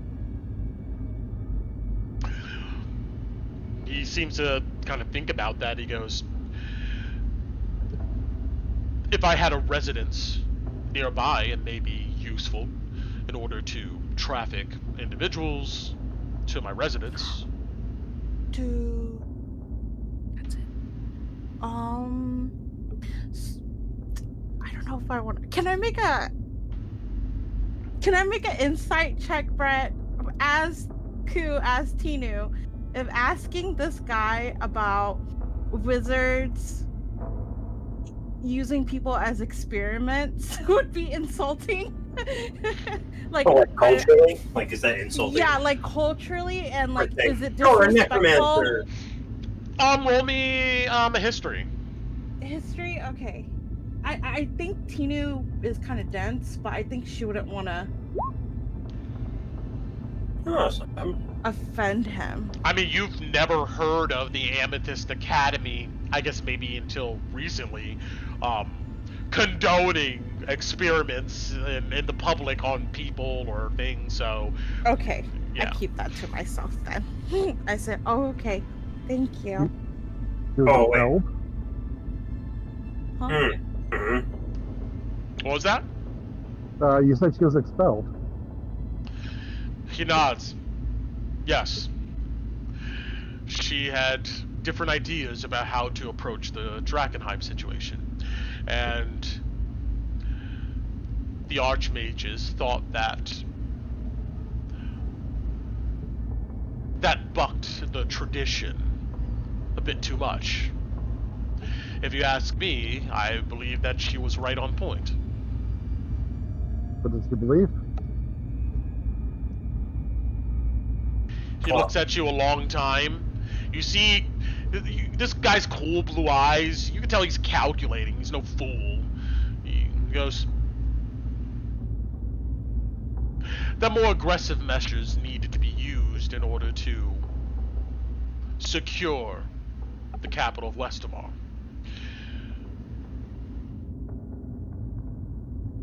Regardless of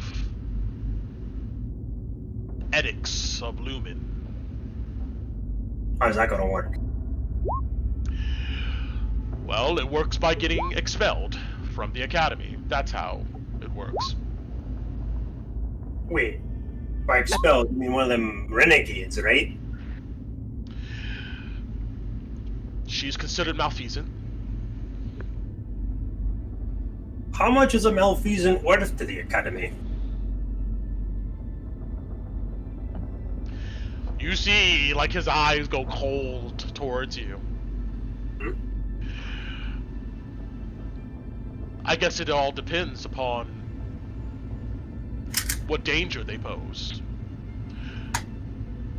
I'd imagine Grandmaster Gravia to probably be worth a lot of gold coin, but if you think that what we just went through was dangerous, attempting to capture Grandmaster 100 times fold. Good to know. You know, I wouldn't recommend it. you know any other renegades that might be wondering about here? I don't.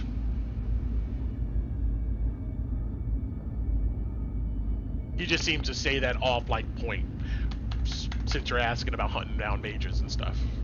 Well, but you said the Academy is wanting to secure Drakkenheim. But staying within the edicts? That seems to be the public stated goals, yes. Well, of course, that's the public stated goals. They're not going to proclaim that they want to have mages back in power. I didn't say that.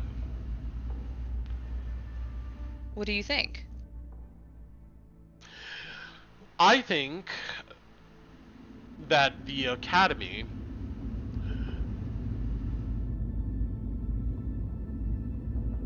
is undergoing a lot of infighting at the moment, and I think there's disagreements among those in the higher echelons on exactly how to tackle this measure. But I think that they are scared, as they always have been, of the powers in Ilaria. And I think we are in a time where fear doesn't do us any good.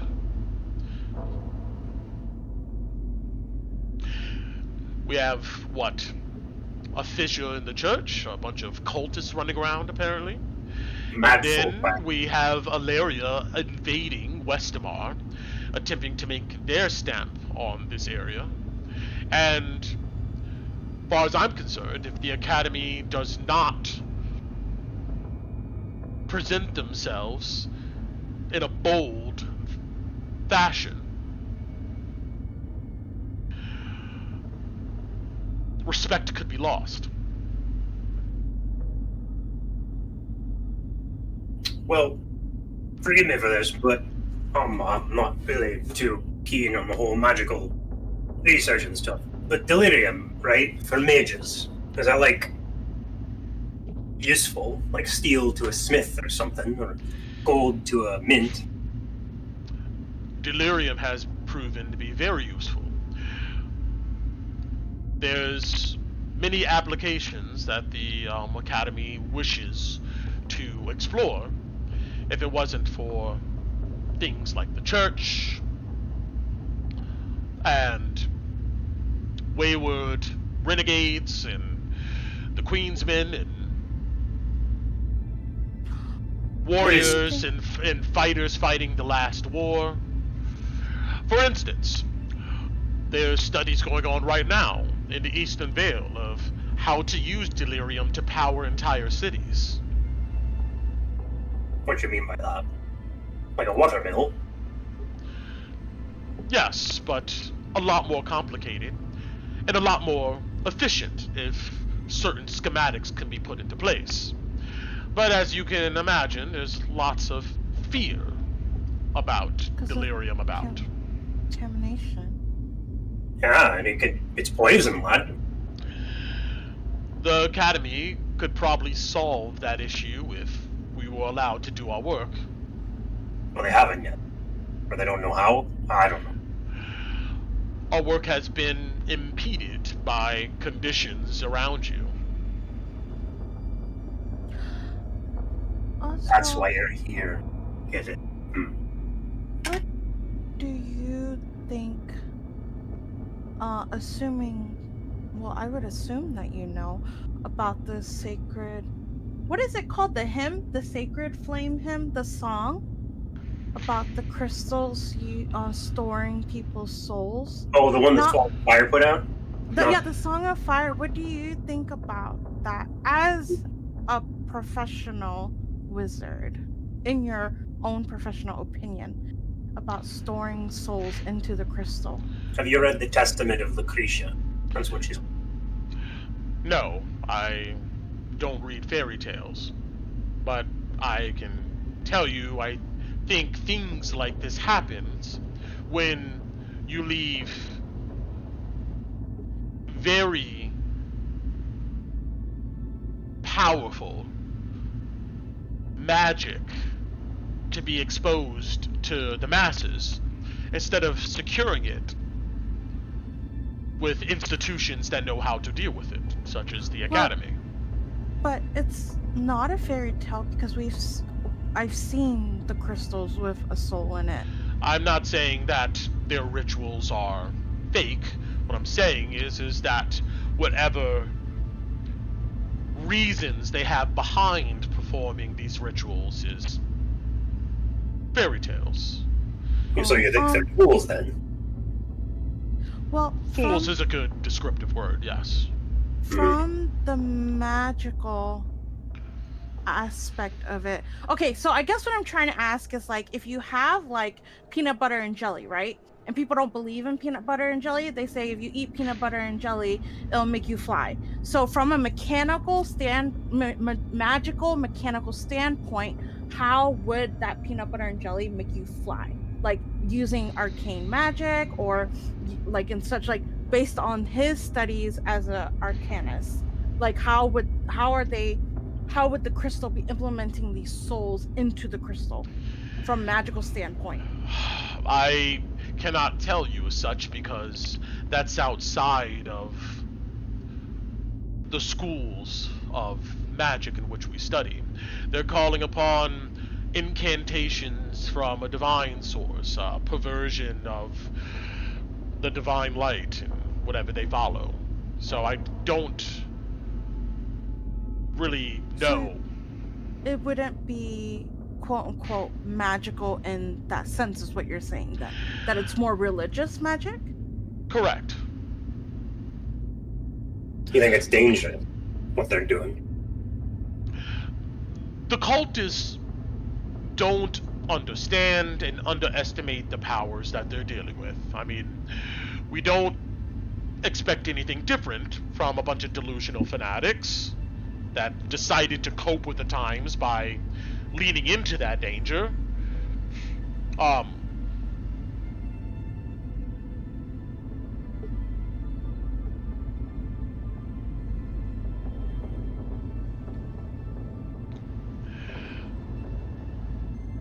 I mean, he just kind of shrugs at that. I mean, as far as the cultist is concerned, that's what he has to say.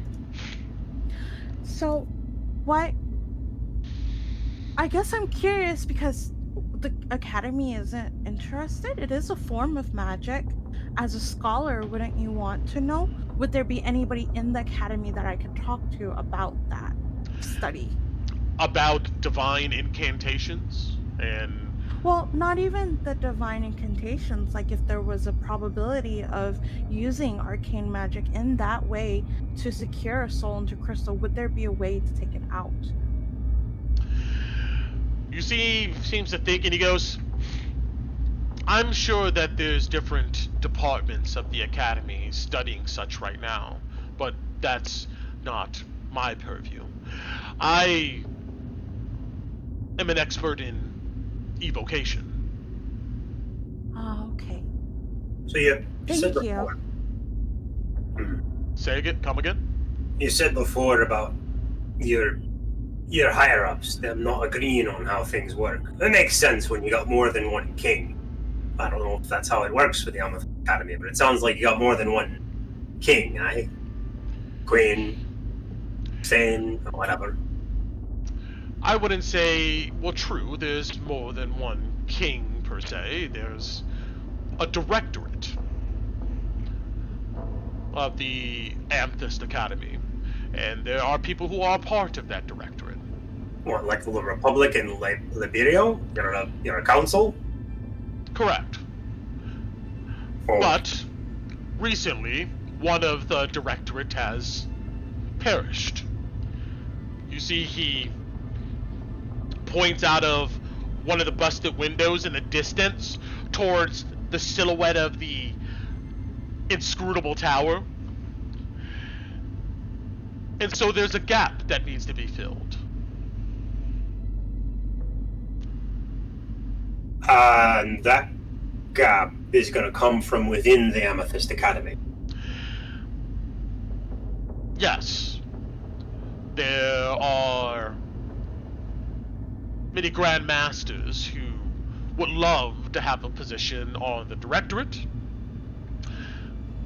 One being the name Elric Ruinweaver. Elric? Elric Ruinweaver. Who's that?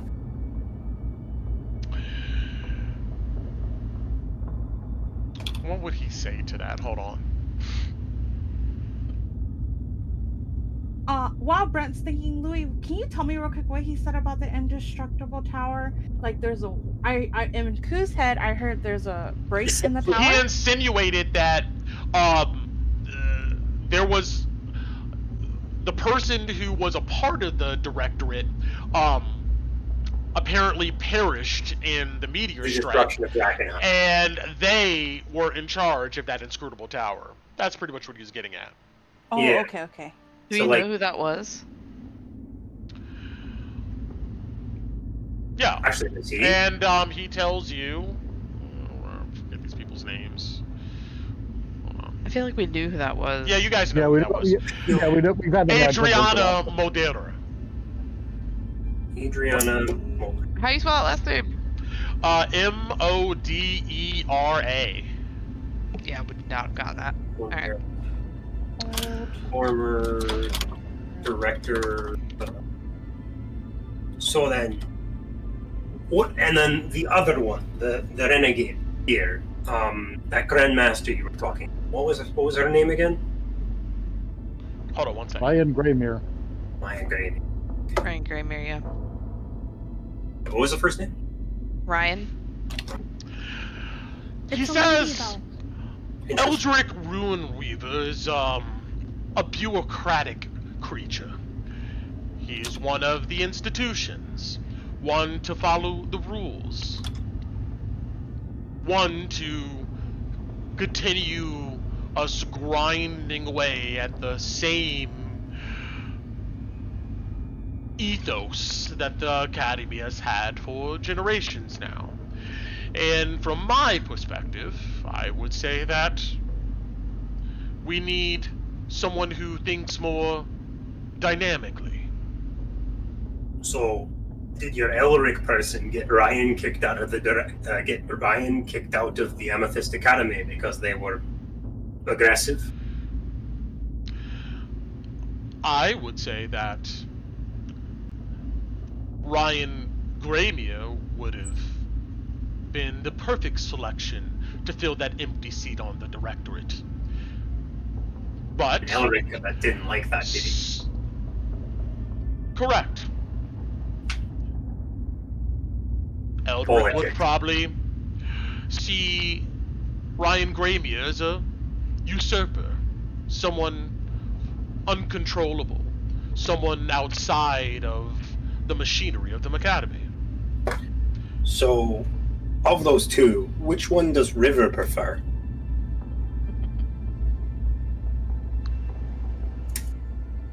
Well, Elric Runeweaver is in charge. This is his domain. And River is his apprentice. Oh. And Lily looks over at Alice. Alice just raises her eyebrows. Good to know who's putting out the work at Drakkenheim. It's very sad because, from what I understand, Eldrick and Ryan used to be good friends. Is he high enough that he can do whatever he wants and nobody questions him? Like, is there an order? Like, if you do something, you have to answer to, like, a council or something? Well, the director, right? Because he's not a director. But there's no director. He still right answers to the directorate, but I imagine if he can solve the problem of Drakkenheim, that would secure his seat on the directorate. So I heard. So I know that the Academy doesn't do this, but let's just say hypothetically. Hypothetically, if there were experiments being done on what is that word? Sentient, like people? Sentience.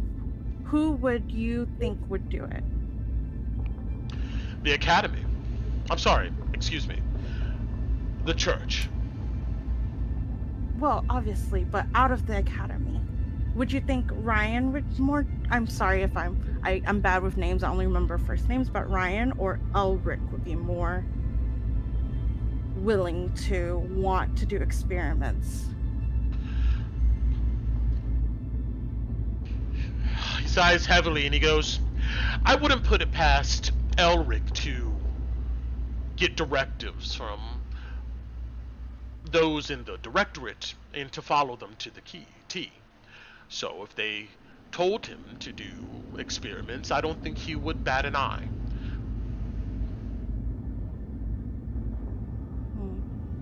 Ryan Greybeard, on the other hand, has a mind of her own.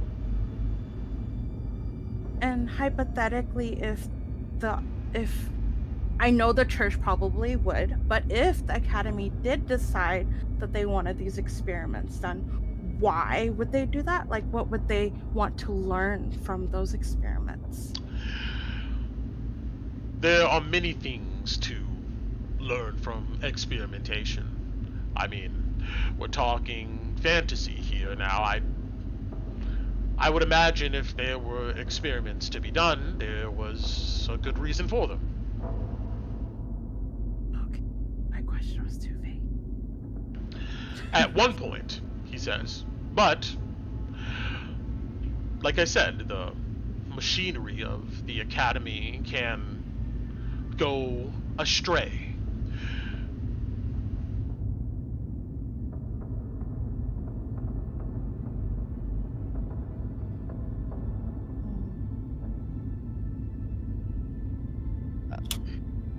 So the part of it. What about Murdoch Gray Sky? Heard his name thrown around a few times. You see, he raises an eyebrow. And goes, I'm not sure. Why do you ask? You mean you're not sure? The academy is small, and I've heard of many of these people, and in certain rooms and spaces, maybe I've talked with them. But I can't tell you what Murdoch Gray Sky was doing, when and where, but it's interesting that you know him. Well, I was more asking which side of the fence you knew him to be on as far as going the conventional route or striking out and being more aggressive. Unfortunately, most of the academy are hooked into its machinery. I would suspect that Mr. Gray Sky would be doing his job, just like me.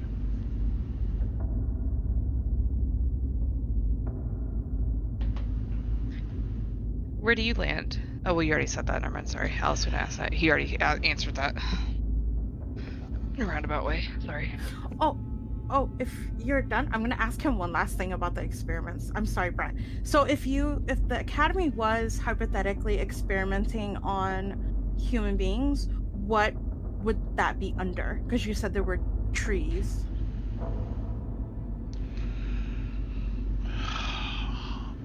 I don't understand when you say under. What do you mean?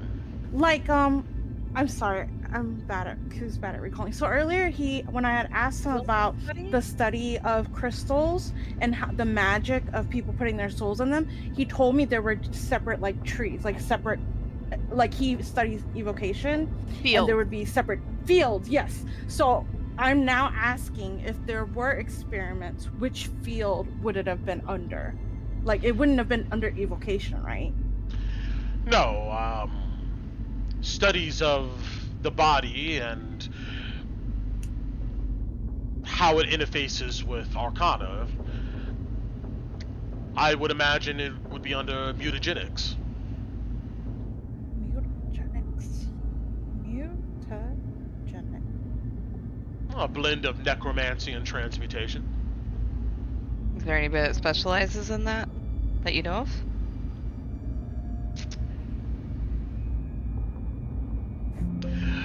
Not recently, no. Historically? Before the comet hit? Or you were thinking of and mentioned they weren't recent? 20 years ago? Oh my god, there. Specifically? Roll me a group insight. Sure. Okay. Oh man, I was almost 17. Natural 20 for 21. I've got at least 3 people. All of you get a sense that this guy is definitely trying to choose the way he says things very carefully. Or even what he says maybe through omission. He thinks and he says, historically,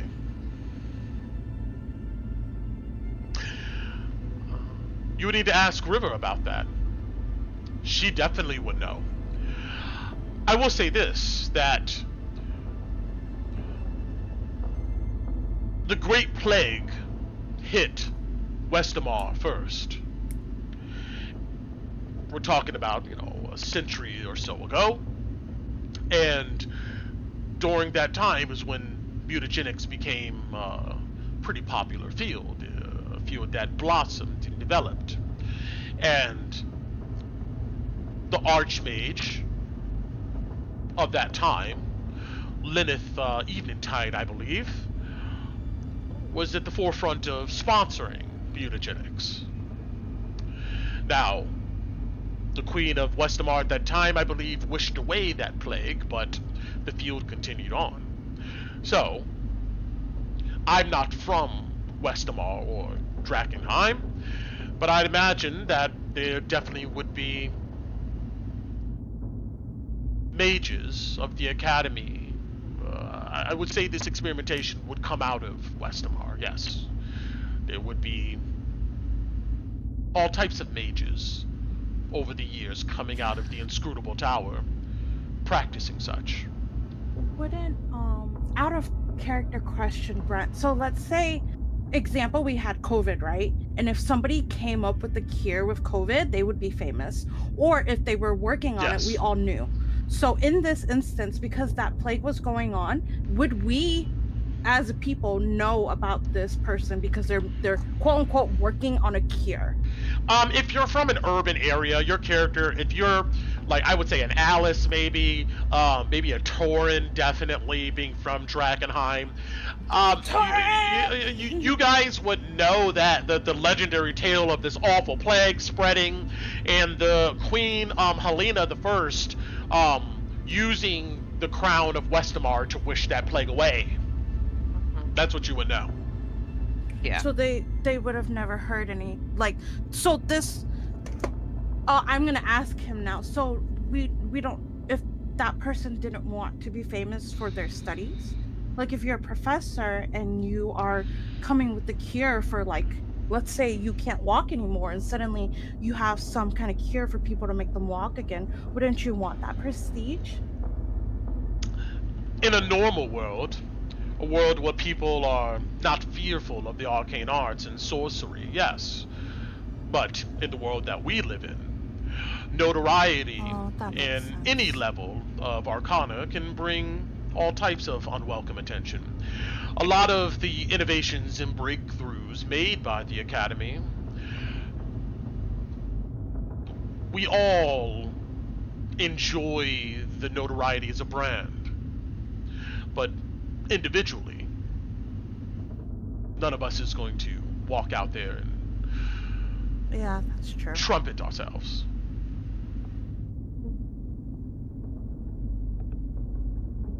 But I will say this.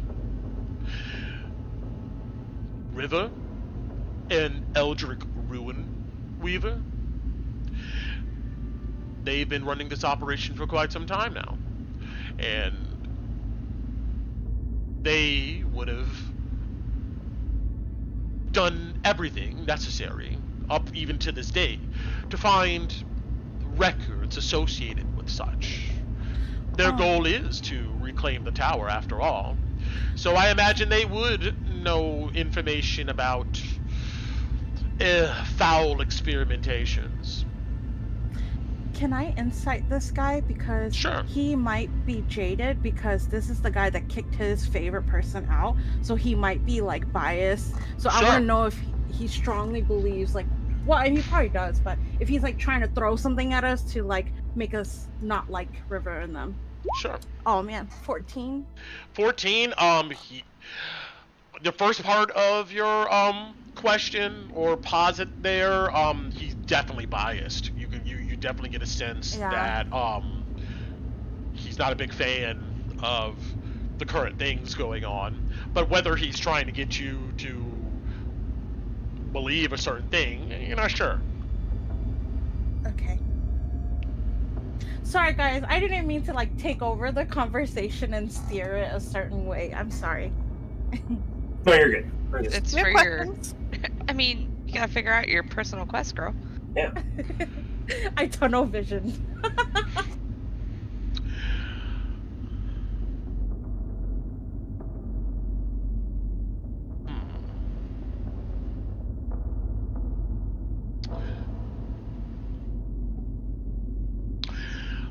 I would say that the former Archmage of Drakkenheim, before Adriana Modera, Lilith Eveningtide, she lived a very long life before she died, from what I understand.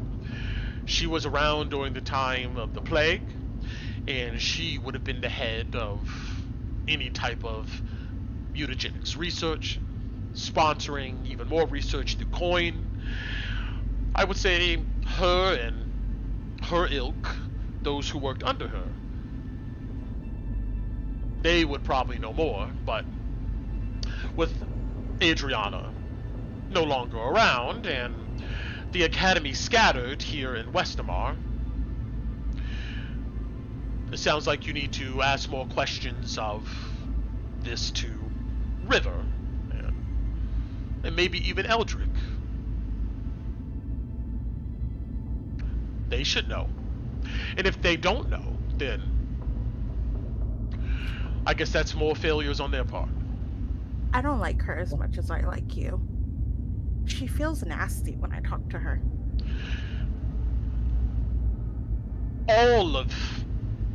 I'm from an older generation of Academy mages. This newer generation aren't in touch with the people, if you ask me. They live gilded lifestyles in castles and far-flung resorts, nose in their books, and they're a bit divorced, I think, from what the real world is going on. She feels slimy. Like her, I don't know, aura? Is that what you would call it? It feels slimy. But why did you come here? Excuse me? Why did you come here? Drakkenheim. Although I don't share some of the same political views and strategies, the Academy is full of diverse people. And I still work for the Academy. At the end of the day, I think that after a few more examples of the machinery failing, we'll get new leadership one day. I came here to fulfill my job, as I have done over the past decades. I was tasked with coming to survey, and so here I am. Did Brian run here too? His eyebrows raised. That's the rumor. It would be very interesting if someone were able to find her. Think she's in the city?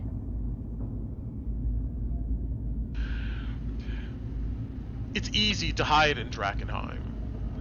Divine and detection and scrying magic doesn't work or pierce the veil of this city.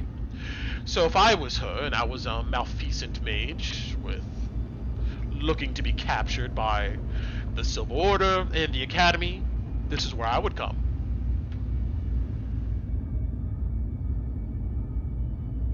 And you're surveying and running all around the city, hoping to bump into her. I didn't say that. I didn't say you did. He just looks at you. Alice just gives him like an understanding nod. Like she's not being accusatory. River is still, my superior, even though she's half my age. And when her failings become too much to hide, then maybe people like me could take over the reins, or like Ryan Gramier can take over the reins and lead this operation to something successful for all of us. Would they take Ryan back?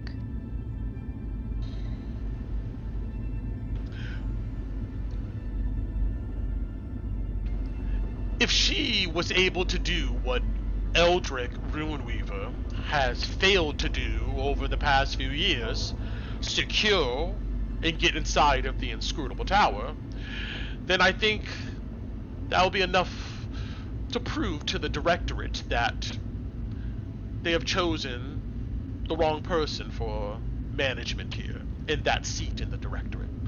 I think they would take her back. Plus, if she was able to access the tower and secure it herself, that's a lot of power.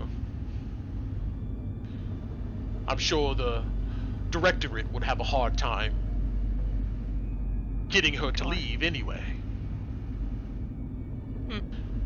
Maybe they would have no choice but to accept her.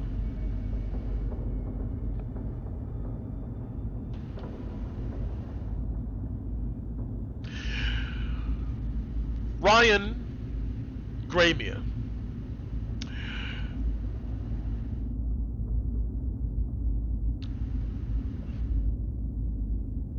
I studied as an apprentice under her for some time. Got to know her. And when they expelled her, that hurt immensely. But I can tell you that she has the motivations, the determination, the gumption to actually get things done. What things would need to be done with that thought process for Drakkenheim?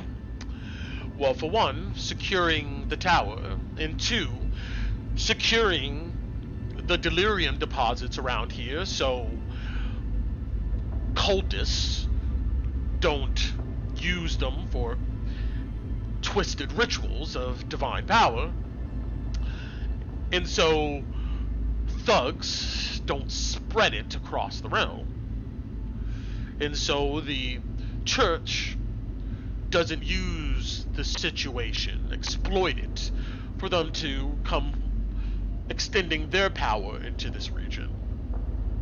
And to stop the, I would say, needless bloodshed going on with the green-cloaked individuals who march to death every day. I mean, they're fighting for their home. They're fighting for a home they imagine in their head. That's not a reflection of reality. So you think Drakkenheim's dead then, right? Look around you, friend. Do you think that this place can be a home? Well, it used to be plagued, and with the crown it was saved. Where's the crown? It couldn't happen again. Well, exactly. What if somebody found it, though? I could just drop it in anybody's lap, but if somebody's searching for it... If somebody found it, it would just ignite more tensions, if you ask me. Then it becomes who gets to wear it. Who gets to decide who rules the city. Maybe that would dovetail out into a more bloody civil war. Wait, maybe the that's not crown true, doesn't need to be found at all. No, What because... if the crown... Sorry, go ahead. Oh, no, go, Alice. Go ahead. What if the crown was placed on somebody's head who was backed by the Academy. Well, if they were backed by the Academy, I would assume that they would have agreed to certain conditions, such as the Academy being the one in charge of the delirium around here and how it's used across the realm. I think that a wise leader would accept such a thing. And if that wise leader agrees to those terms, then that is something that the Academy could work with. How much? So you've been saying that there's traditional leadership in place. How much do they want power to get over those traditions? To say, put somebody on the throne who is considered mageborn?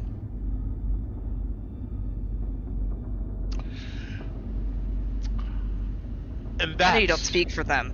Just your thoughts. That's a big crux, young lady. I would imagine that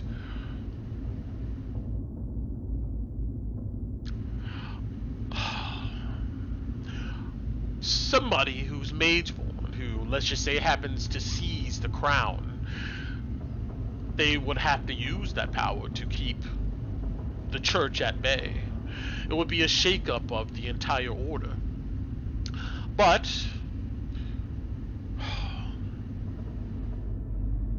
it's hard to imagine. I imagine that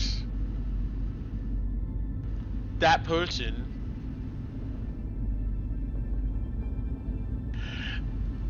if they were to get the crown and all the regalia attached to it and secure it, then the church will probably have no choice but to oblige by that. Unless Illyria wants to dive into a national war. And I have a feeling with their problems with the cultists and other issues that that's not something that they would be looking to do anytime soon. A mageborn would probably have a window of time to secure power before Illyria makes moves. But Drakkenheim, in any case, couldn't be made back into a city, no matter what power ruler had, right?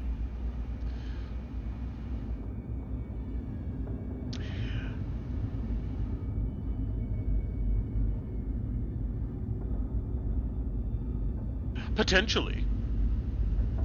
The Crown of Westmar is known to have the power to perform miracles. But that is a very risky proposition. There's been tales in the past of the regalia being used for wishes and it not turning out exactly the way they expected. I would say that if that power was used, it's a flip of a coin. Maybe it works. Maybe the delirium is gone forever and things are restored back to the way they used to be. Or maybe the incantation is missing a certain word or a certain phrase. Or maybe there's something out there that none of us know that we can't account for, and it doesn't work. And then the power is wasted for a generation.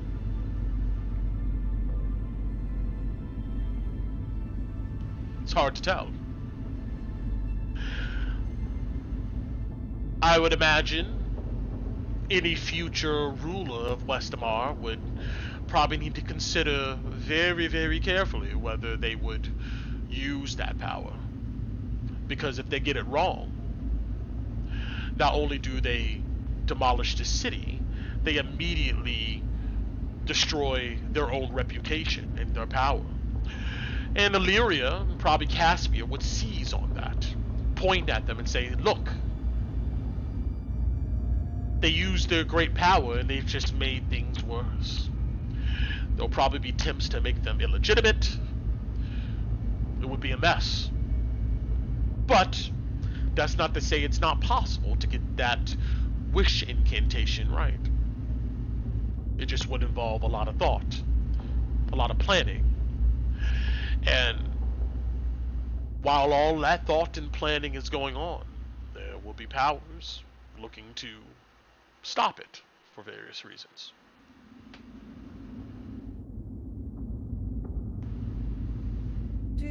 Do you know how many wishes the monarch gets? Is it just one? You see Tina's like excited, like she's like, oh, magic! It's like a genie's lamp.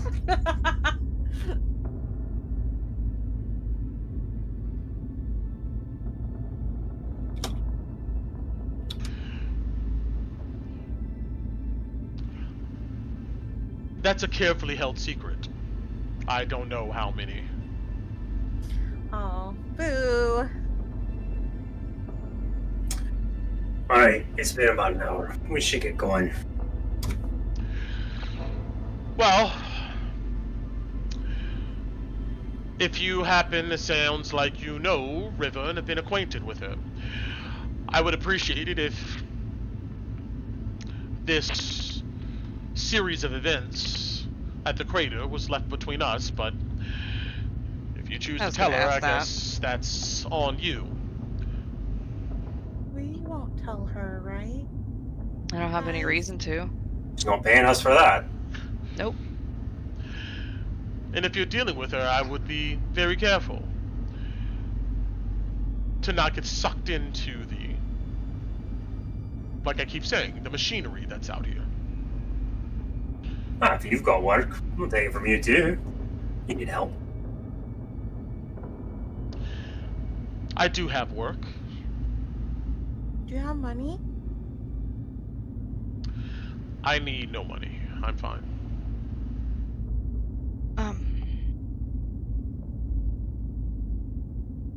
If we do stumble across Ryan, do we also keep you out of our mouths?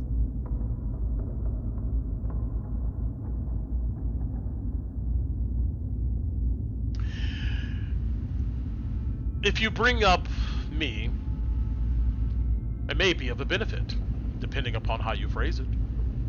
So I would say, no.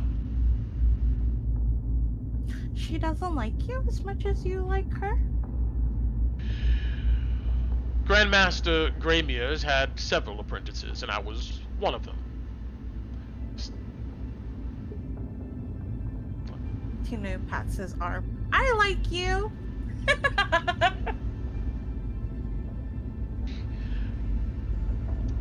I would suggest that if you bring up my name, do it with merit.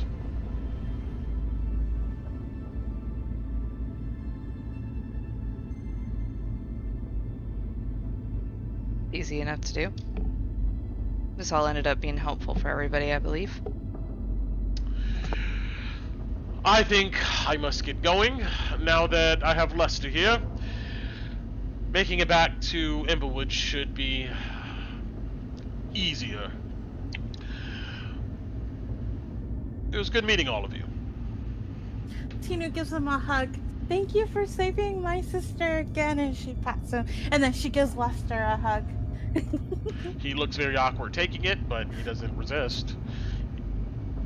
Hopefully we'll see you around. Maybe so. I will be back out here once I've acquired better resources.